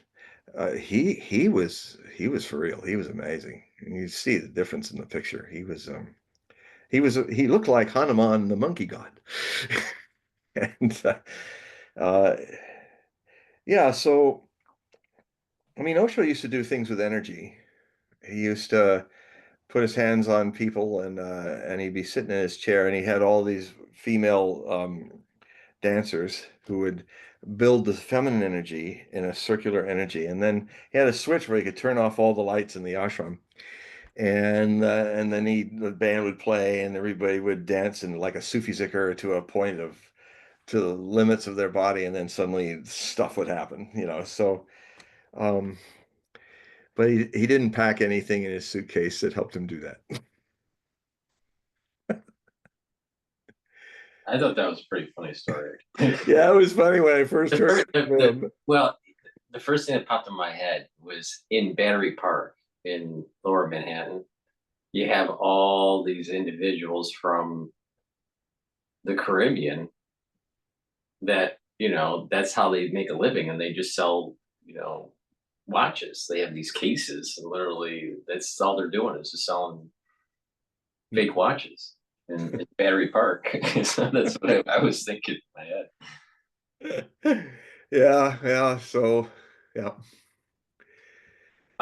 Next question. Hmm? I don't know if you have an opinion on this or not, but he's asking if what's your thoughts of I Pet Goat animation? Well, I like anime. Well, I think I Pet Goat is an animation that is kind of has some sort of prediction of where the where society is going. Some people made a correlation between what's in the animation and COVID. Um, but I think maybe let me rephrase the question, not so much about iPet Goat, but how certain modalities, either animation, movies, where people may have some sort of representation of the future through their viewing, but is it true or is it just representational bias? Well, I mean, that's a little. I mean, one of the books that I probably won't have time to do, so I might just do it as an essay in the book of things to come, and that's of a few thousand words. And this is where I do my list of with a short paragraph of the 100 most prophetic movies ever made, and Shoes of the Fisherman be one of them. And the arts have a connection to prophecy, um, especially if they're not presuming to do it, but it just happens. I mean, it's like when my mentor Ray Bradbury would just, he would just start up a story. On Monday he said, "Put your objective mind aside and vomit all over the typewriter." In those days, just don't think, just keep going, and then spend the next 6 days cleaning it up with your left brain. So, out of such things, I mean, science fiction is a form of prophecy. Some of the greatest prophecies have come out of science fiction. So it's kind of it's about as mainstream a prophetic discipline as there is. Philip K. Dick had amazing ideas. Um, Bradbury too. Actually, Bradbury got with Fahrenheit 451, he got the idea of dystopia closest to what it really is like. Orwell, it might get to Orwell in 1984, but he wrote about a society in the future where everybody was basically affluent, and you had all these three-dimensional screens that you just lost your brains watching, like we do. You have phones that are the same way and all of that.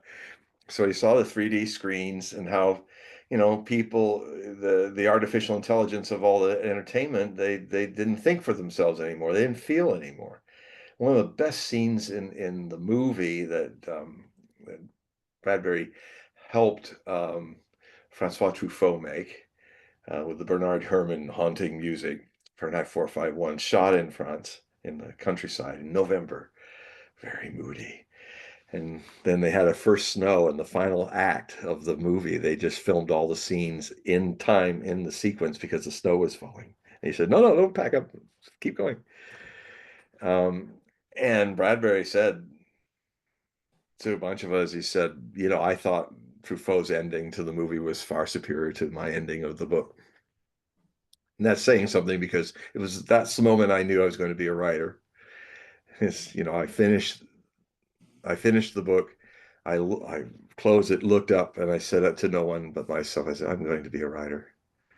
And then I ended up meeting Ray and thanking him for Fahrenheit 451, thanking him for the Martian Chronicles. And he ended up reading my stuff and um, gave me a lot of encouragement. 10 years later, I dropped, after trying for fiction for 10 years, I started my first nonfiction prophecy book, and it was an international bestseller. So I ended up, I told him about our stories, and I gave him a copy of the book and signed it, and I said, sometimes tell your wife that sometimes when you play the cat dragging in something through the front door, that thing actually 10 years later becomes a bestseller. It works. This is just to give you some objective proof that no matter how idiotic the person comes at your door, sometimes it works. If they listen to you, they learn, and it works. He wrote back one of the most wonderful letters I've ever received from anybody. Yeah, and said, "Well, if we ever meet, I'll buy you a beer." We never met again, but we probably would have had too many beers. So, so, um, goat. I've heard now it's like the goat cartoon thing. Yeah. Yeah, I mean, if I had time, I'd write or update the book on divinational terms, because there's just all kinds of ways. You can read birds, you can use anything. And if it triggers the event, then it doesn't matter. It could be, there was the Brahman seer in Scotland. All he had was a meteorite, and he used to scry. He used to look at the polished meteorite, and in the darkness of the polished meteorite, he made remarkable prophecies. Nostradamus tried all kinds of things, but the most important thing he did was he was a channeler of planes, different entities in different planes, including demonic.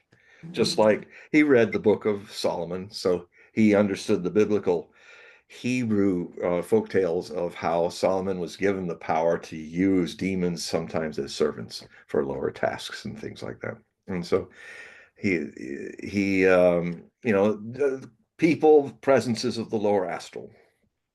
Um, so the the prophetic tools that you use, if they work, it doesn't matter what they are. If you tap your head 3 times or something like that.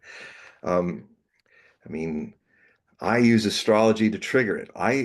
People think I'm an astrologer. I'm not an astrologer.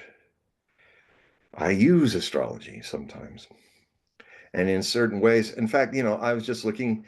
I use Plotinus. So a lot of people were talking about the Pope's prophecy about his astrological makeup in Vedic astrology, and it was a really fine dissertation I saw this morning from one Hogarth, I think is his name, online. Check him out.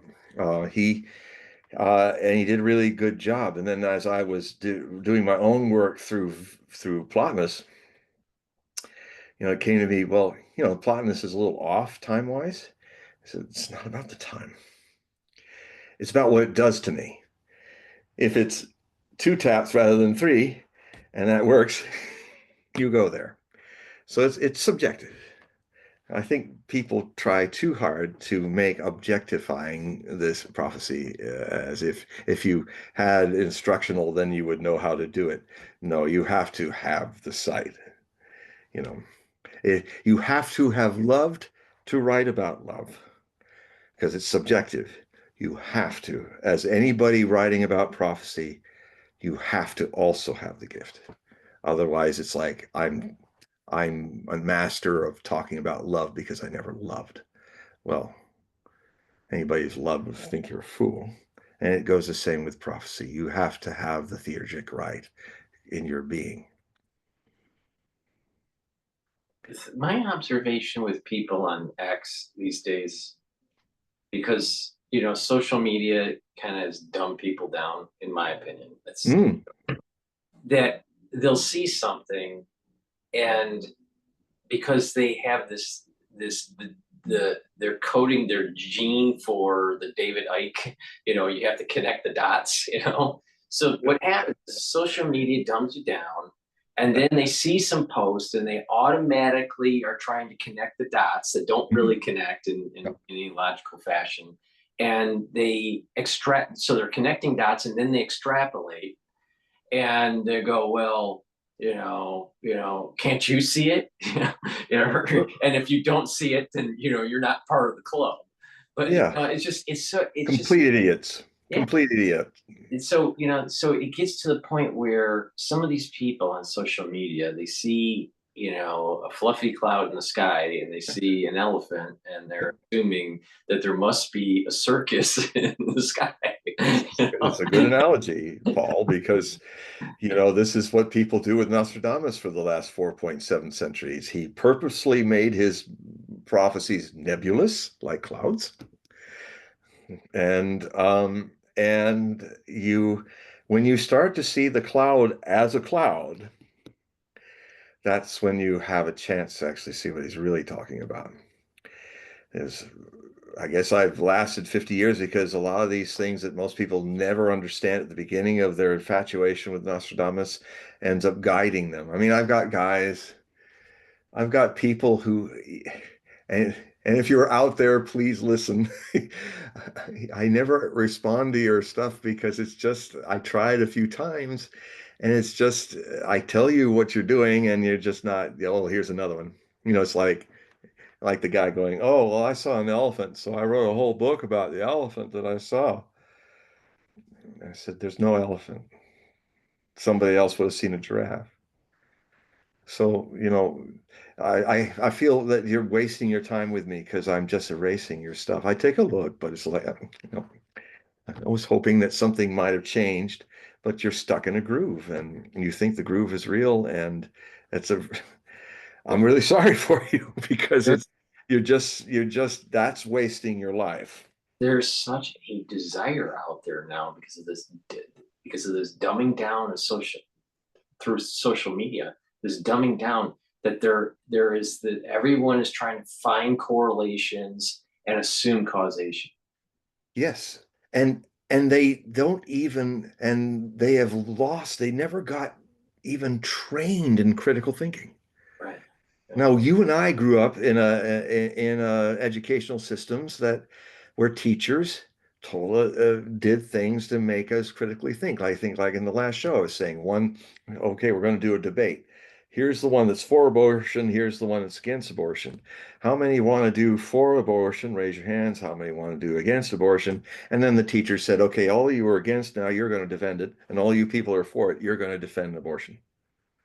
Why? Why? I said, well, no. And then if you can't think, that will help you learn how to think where the other person's thinking.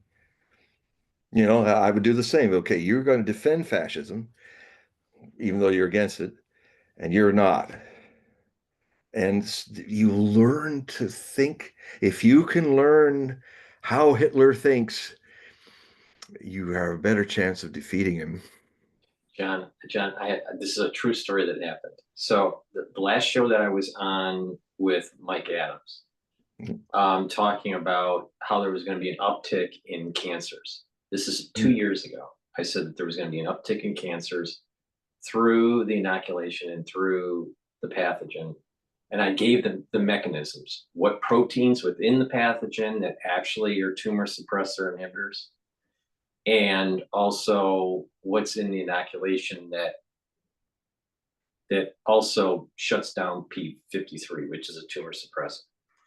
So, I'm going into detail. There's literally literally, going after the show and it's posted and you're reading the comments. Some people post really nice comments that, they are thankful of, me spending the time to explain something that's complicated. There's others that have this, they're stuck in this mindset that pathogens don't exist, right? They don't believe in germ theory, which is okay. That's Well, Howard Hughes used to do that. but the thing is but the point here is that they literally stated, Mike Adams, you shouldn't have him on your platform. He doesn't belong here because he doesn't believe like we do, So it's like social media. This is part of the dumbing down. Part of the dumbing down is because too much screen time and the light, that blue light actually puts you in a certain brain wave that actually lowers your intelligence if you're exposed to it for too long. But there is the siloing of society and the echo chamber that prevents real dialogue. And this is a big problem. Big problem. And you layer in AI with it. That's about to say, this is the beginning of the pathological that makes people that even are geniuses that get too much screen time. I mean, I have yet to meet a proponent or an innovator of artificial intelligence. Even Elon Musk at least has said the warning, I'm afraid we will be summoning the demon. He's right. But even he does too much TV time, screen time, and seems to forget that. He doesn't remember his own vision of warning, I think, sometimes, because he's now going more deeper into artificial intelligence. What's being lost is the ability to retain, the ability to remember. Even Osho used to say to sannyas and said, look, many of you have literally been on the threshold of the fourth turning of the Turiya, the ultimate. But if you do not acquire a memory of how you got here, you could lose it. And I mean, I know fellow disciples of Osho when he was around and all that clearly had a glimpse of the beyond, and they don't even remember that it happened. You have to know where you've come from, how you got here to this moment. It helps. It gives you context, and context gives you memory. And you should always question yourself. I mean, if the person says, well, I saw an elephant in the cloud, and that's what it should be, and it's not anything else, you should stand out of yourself and say, are you sure? Have you verified this? You're all trust and no verification. How can you know the difference? You can verify everything. It's the only thing Reagan said that I agreed with is trust but verify. Absolutely. I know how accurate I am because I write it all down. I see where I get it wrong and I see where I get it right. But if you just go, well, no, just, what are you afraid of? Why are you afraid of, are you afraid of failure? Are you going to find out the cloud doesn't look like an elephant? That's good. Now you can take that idea away and go deeper. But I mean, I'm amazed how many people who make predictions subconsciously avoid, like the plague, ever recording themselves doing it because they're afraid they'll be wrong. It's the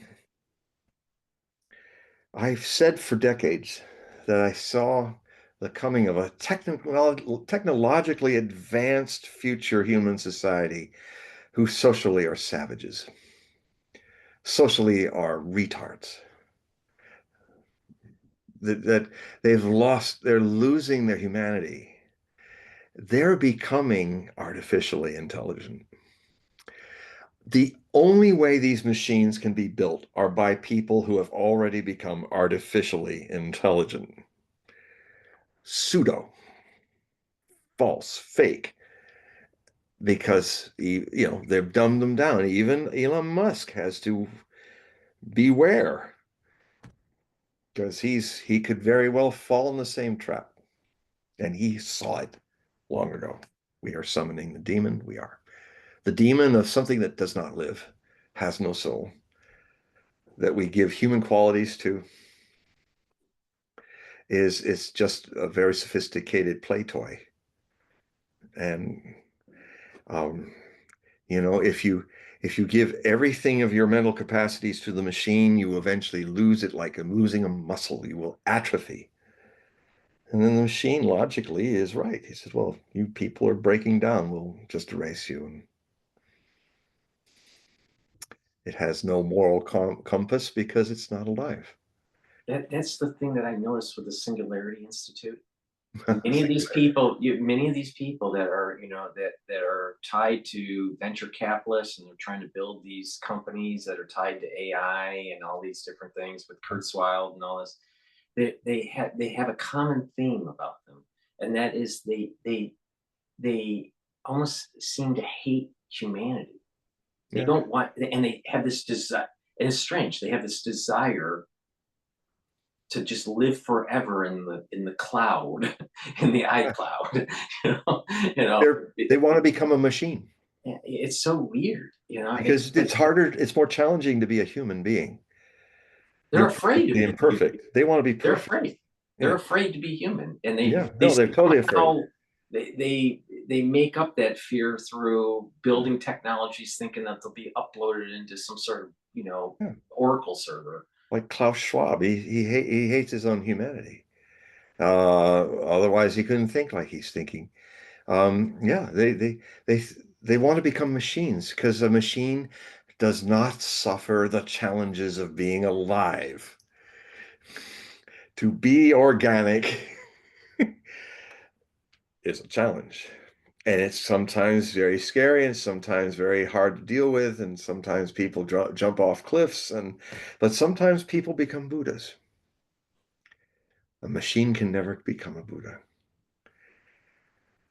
It's not alive. So we're literally trying to think ourselves, talk ourselves out of being authentic intelligence Well, as the artificial. in a kind of strange way, when you look at a child and they're like playing with their toys, right?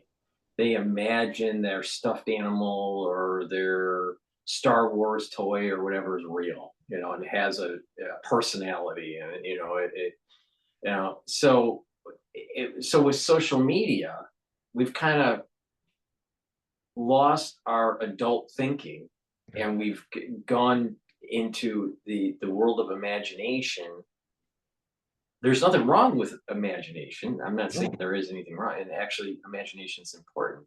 But the thing is that they adults have become detached from reality, and they're not thinking rationally. They're not objective, and this is the problem. And then you layer in the AI that's doing the thinking for you, and you have a big section of society.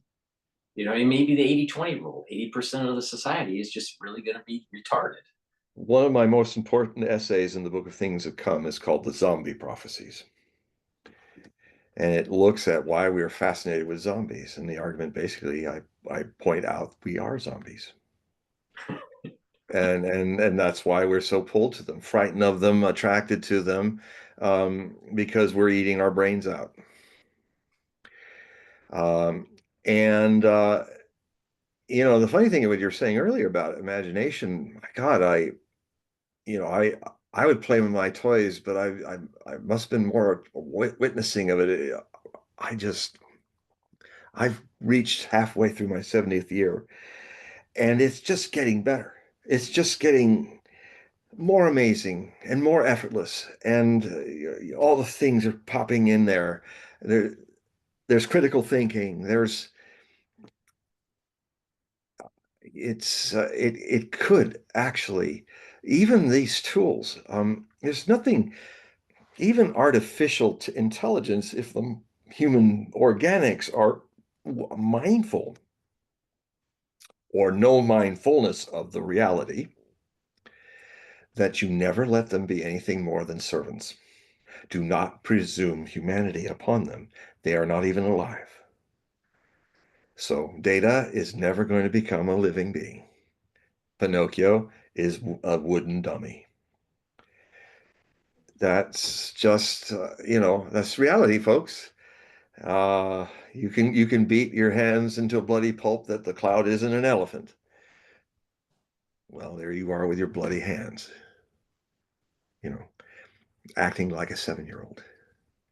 It is true. Most people, unfortunately, most people, not because they wished it or wanted it, but because the society is so unconscious in its mechanicalness. You see, Gurdjieff really used to get into this a lot, and Osho did too, but Gurdjieff was really brilliant with it, is how human beings are machines, that they don't really even have a soul. They have to earn it through bringing more consciousness to their actions. And so his whole idea was that. Now, Osho had the opposite view, saying, well, you do have a soul. But Gurdjieff is right in a way, because if you don't actually water your soul and feed it the right soil, and that seed will remain as dead as a seed with all that wonderful potential of a huge sequoia tree in it, but it'll just lay there in the ground and eventually just become manure for some other seed. And that's your soul. So both are right. Gurdjieff was in the Russian Empire, late decades of the Russian Empire, where everybody in Russia is always talking about the dushe, the soul. And he used the device much more effectively. He said, you have no dushe. There's no dushe in you. That's just imagined. You have to create the dushe. I love the Russian word for soul, dushe. It's very, or lublю. I love you, lublю. I must learn Russian someday. I can get myself in trouble. I know enough to get myself I've in met a lot trouble. of Russian engineers. They were good engineers, actually. Yes, they But still are. They're even better now. I mean, my God, if people, this is another thing of ignoramus land. If it's I wish that Trump would go. He should have flown and been there for the parade. Just show up like Trump can do, just out of the blue. No agenda. He's just going to stand with Chinese, Xi and Putin as the big three. I would have advised him to just go and be there. It would be a good gesture, a surprising gesture, and you would see Moscow. You will see what I've been seeing for years. Not just that city, but you can get online if you know how to use this right. You can go if you can't physically be there, you can go to every city in Russia if you want and see if they're really dumps or not. Well, they're not. I saw something last week. Oh gosh, what was it? It was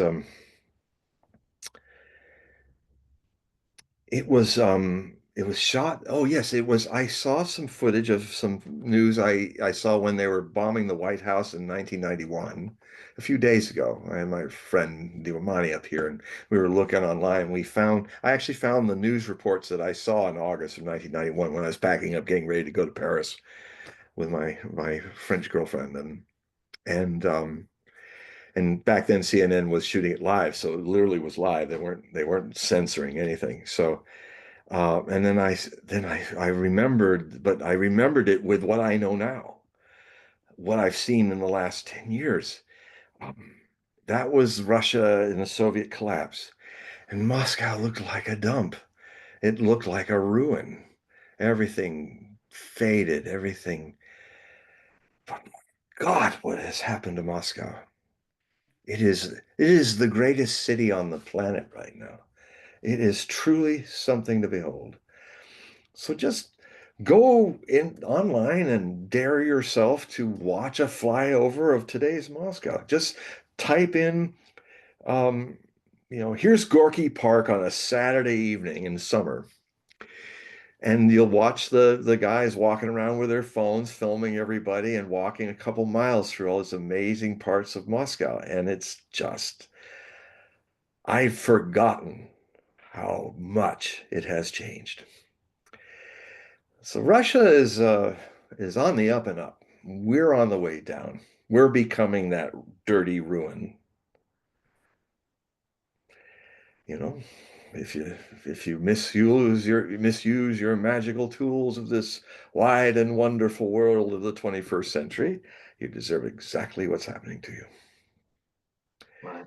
If you can see that, if you have the real courage to face that you're doing it, you're responsible for it, you can change. If you're always saying it's everybody, it's Trump, he's at fault, it's it's Biden, it's Trump, then you're giving your power away. It's you. It's always you. How else can it be? How can you change if it isn't always you that's responsible for your life, whether it's good or bad, or how you react to things that happen in your life? It's you reacting that really needs to be watched. It's the only person that really matters. If you start really watching yourself, it'll change your whole attitude about yourself and others. You'll become a witness of everything. It changes everything. It's spiritual revolution. I'm a spiritual revolutionary. My tool is no mind fullness. We're to that hour, John. So I want to remind the audience, in the description box of this video and all the videos I do with John, there is a link that you can click that will take you to his website. Please click that link, help support John's work. You can sign up for his periodical, you can sign up for a reading. Please go and get his books, purchase his books, and help support John. So Yeah, a lot of them are just $3.99, and you can get an ebook for $2.99, $3.99. You got it. Yeah, so you want to describe a little bit of what's in a periodical and what the readings are before we go? The Hogue Prophecy Report is something I started in 2020. It was kind of my own do-it-yourself Substack. Um, and it's fully illustrated. It's very pretty, some stuff in it, the pictures and all. And it's my report on the world. And these every year becomes more.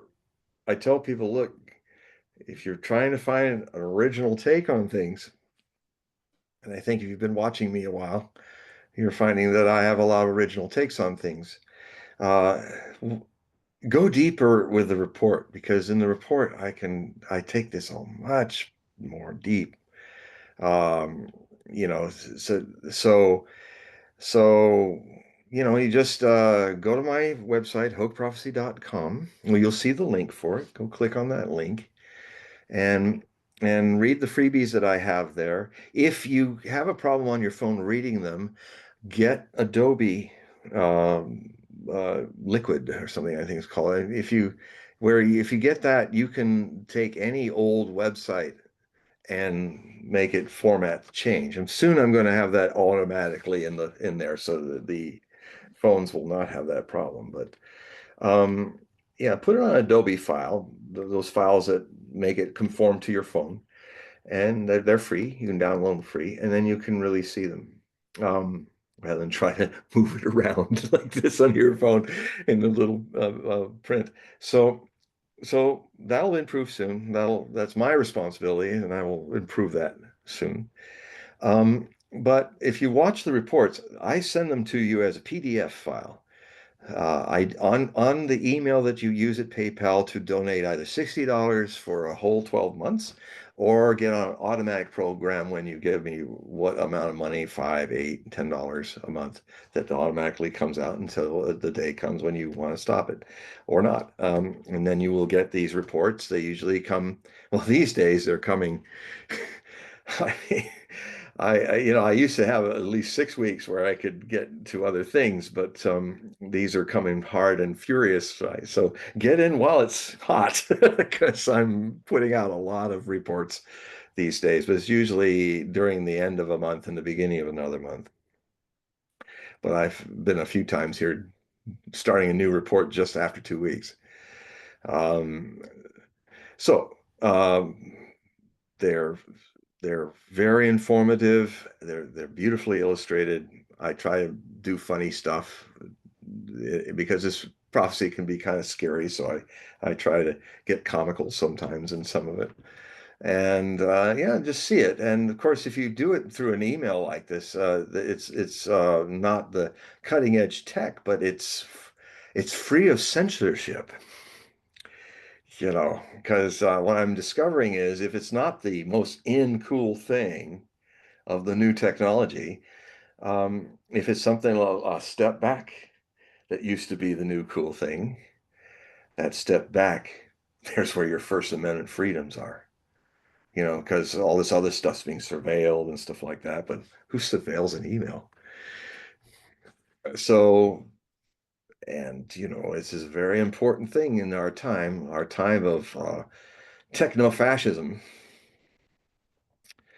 where people are technologically denied their free speech.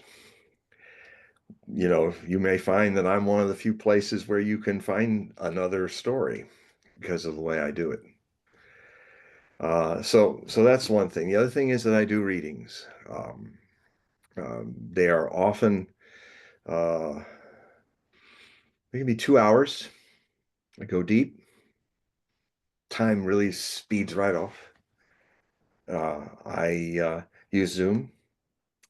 Sometimes what I do with it is I do the Zoom 40 minutes free, and then we take a break for 10 minutes. You get up, stretch. While you're doing that, I'm looking deeper in your astrology and other things to answer some questions and stuff that happens. And then we'll do about 3 of those, 3 times 40 minutes with the 10-minute bits. And in that process, you will have an experience of relativity. I don't know why it happens, but it happens. The 40 minutes comes by faster and faster and faster. Suddenly, the little warning that you got 10 minutes left before it goes off seems to come. Oh my God, we're already there. What happened? People really, it's not just me, it's everybody's going, my God, what's going on in these readings? It's fascinating. So, that's another great way to help yourself. And I often give you the meditation techniques often comes up for you, and I explain how to do them. Um, I always keep hearing about this blue light stuff. I even have a blue background in my screen. I don't. I understand that people are having that happening to them. I'm online all the time, but I'm not. And sometimes I'll get deep into X trying to find something that isn't absolutely stupid. And my eyes will start to water. Maybe that helps. I go, well, okay, I got quit. My eyes are watering.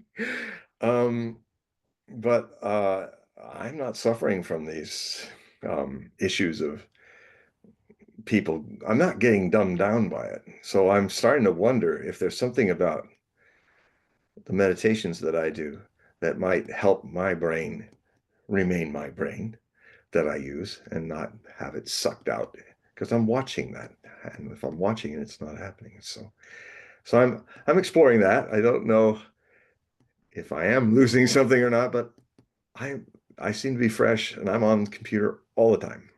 So Well, I think you're hitting on something that's important, and that is the realization that good health, body and brain health, um, is a holistic approach.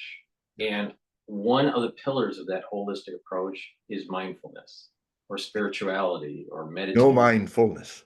But the thing is that there is physiological effects of meditation. Yes. Most people, especially in the United States, are stressed. They're Yes. stressed with their diet. They're stressed with work and with you know, I'm not stressed. issues or whatever. But the thing is that through stress, physiologically, their cortisol levels are higher. Yeah. But individuals that have a very strong level of meditation, have lots of practice of meditation, they have a tendency to bring their body into parasympathetic mode and reduce Yes. the cortisol level. So when you reduce the cortisol level, then you're reducing issues, because high cortisol levels can eat and cause damage to your tissues, to your organ systems. Your immune system starts to go down. So individuals that meditate, their blood pressures goes down. They have a different brain wave.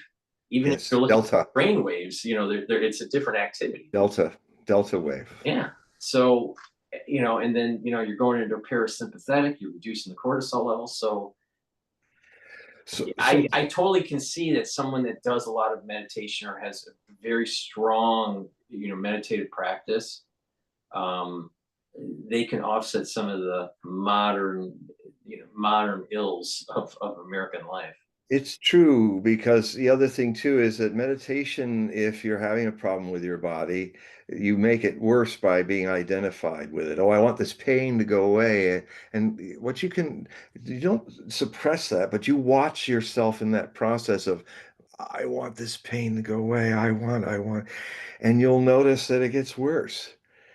And so do the opposite of what your ego thinks. This is one of the meditations of Osho, is where if you're feeling pain, don't avoid it. In your cowering back, you're actually being pulled in to deeper stress. When you have a pain and it's really bad, take your attention to the very center of it, right to the center. And if you do it, if you just allow it, you will find that it's not your pain that is hurting, it's your identification with it. And in so many ways, this is the secret of the art of living.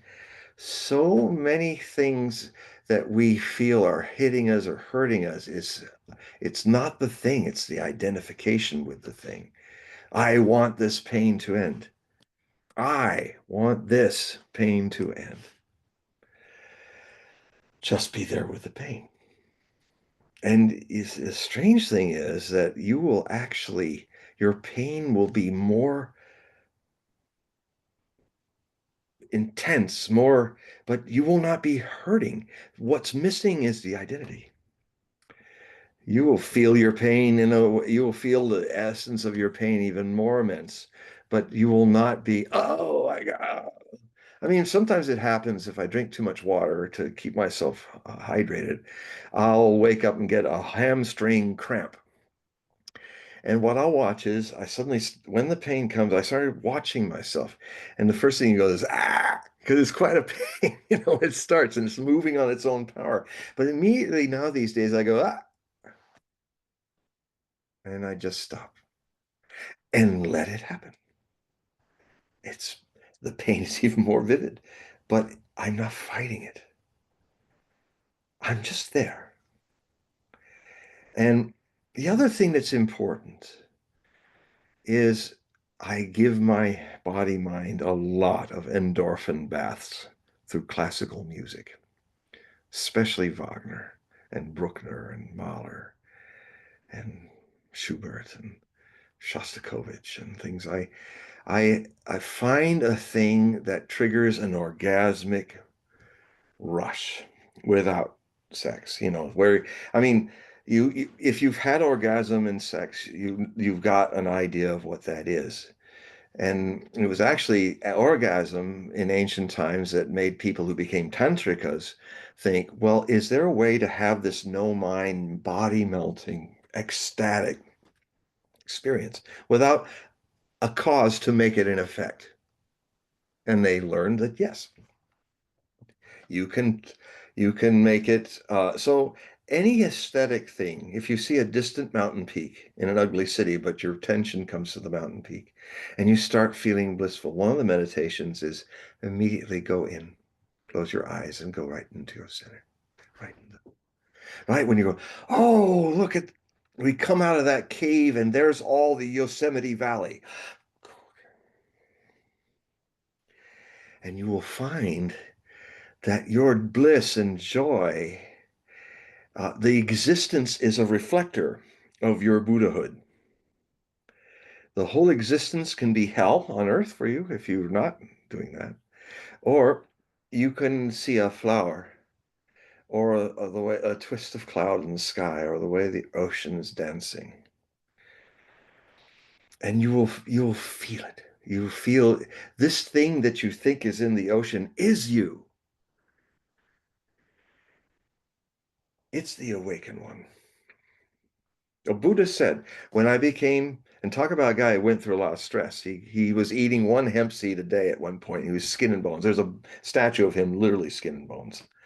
And it was around that time that he dropped all that. And when he became enlightened, he said, the whole world became enlightened with me. So this world of appearances uh, like a mirror, can reflect your enlightenment in it. And then, so, so, often I'll be writing, I'll play some classical music, or I'll just listen to classical music, and I'll stop. I should have a Hogue cam. It's like when you have the birds and you have the hawks and they're making eggs and they're making chicks, and we should have the Hogue cam. The Hogue cam is there, and it's always when I'm writing and I'm playing all this beautiful classical music, and then suddenly I just go,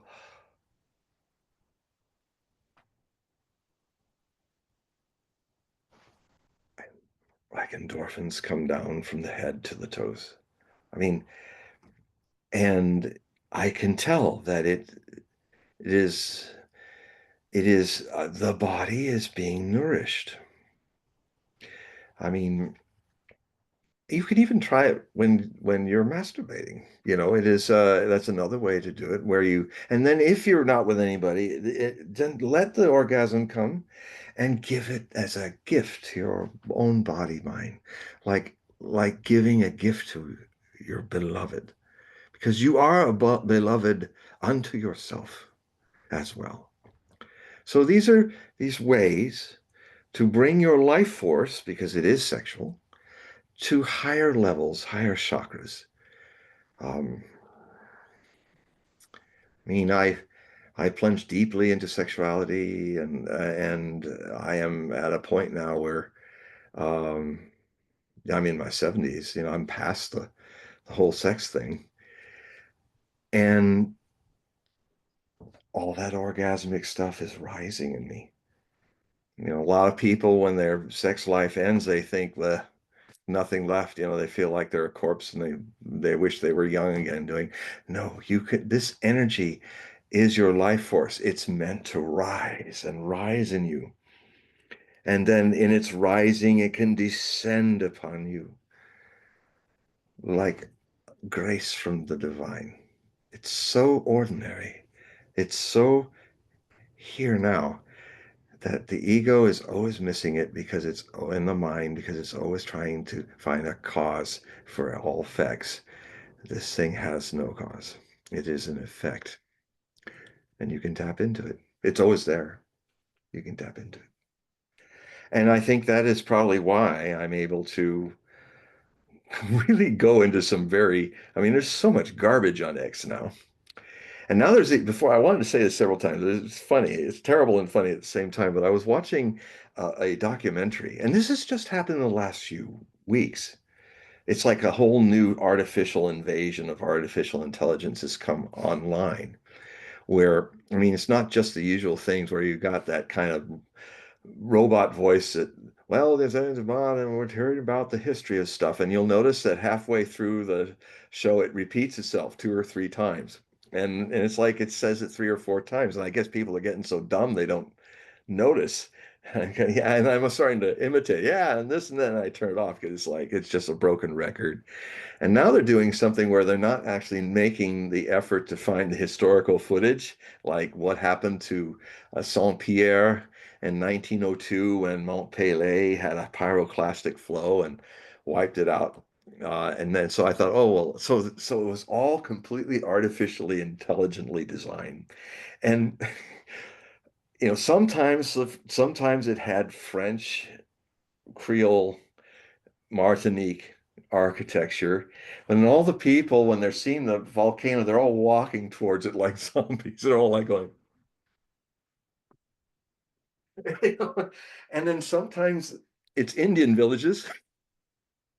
Sometimes the people are dressed like Indians, sometimes the people are dressed like normal. And then every once in a while, there's the big red-nosed people who are trying to say they were the governors of the town saying, oh, there's nothing wrong, there's nothing wrong. And it's just a dumb cartoon. It's like it's a dumb machine trying to pretend to be intelligent. And it's suddenly all the documentaries, there's a flood of documentaries that are coming online that are all like that, where they're teaching you history and it's all screwed up. The uniforms aren't right, the costumes keep changing. And man, if you watch that stuff without self-observation, you're going to end up just like those documentaries yourself.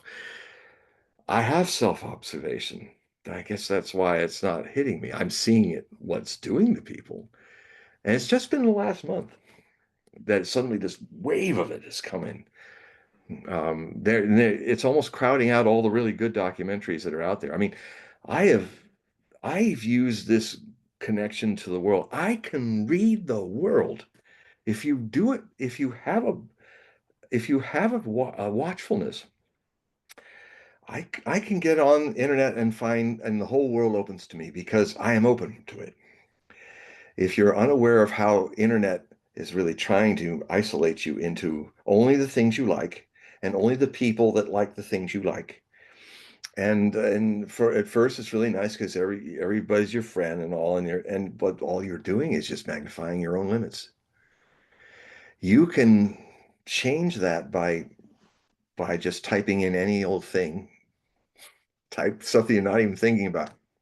The algorithms then start giving you everything rather than isolate you, isolate you, isolate you. If you just start, well, I'm just going to do It's pandas, the interesting you purple bring. pandas over here, and I'm going to do the history of something I'm not at all interested in, the history of beavers in Alaska over there, or and suddenly Well, it I opens mean, up. how these neural networks work, John, is that at what these nodal points have have have connections, right? And there's primary, secondary, and tertiary connections, and they have probability numbers associated with those nodes. And so when you search within a small cluster, those probabilities of those nodes increases. So so the algorithm will keep you in that high conductivity based on Mhm. that probability, high probability. When you start typing in things outside of that cluster, then it weakens those nodes, and it grows that neural network It until you sets you start putting. free. Right, right, right. All you have to do, folks, is stop being so predictable. Yeah. And then you're going to see what I see, and then you'll see how it will try to grab you again. It's just like the way the mind works. If you're seeing the mind, it can't grab you in the same way. You're aware of it. And that awareness is not the mind, it's the no mind wholeness. Right. Okay, John, it's that time. But God must, thank yes. you very much for being on the show. I just want to remind the audience, please help support John's work by purchasing the periodical and doing a reading. You can do that by clicking the link that's in the description box of every video I have done with John. That'll take you to his website and you can sign up. So thank you again, John, for everything. And thank you for everyone that was asking questions and Thank you. participating. We have some regulars I've noticed on X Spaces, so that's good. Yeah, I love your questions. It's so much fun. So the more questions, the merrier. So, with that said, John, tell everybody good night and goodbye, and then we'll shut this down. Good night. I love you all. Okay, so John, you stay there, and I'll start shutting everything down. Thank you, everybody, for listening. Thank you.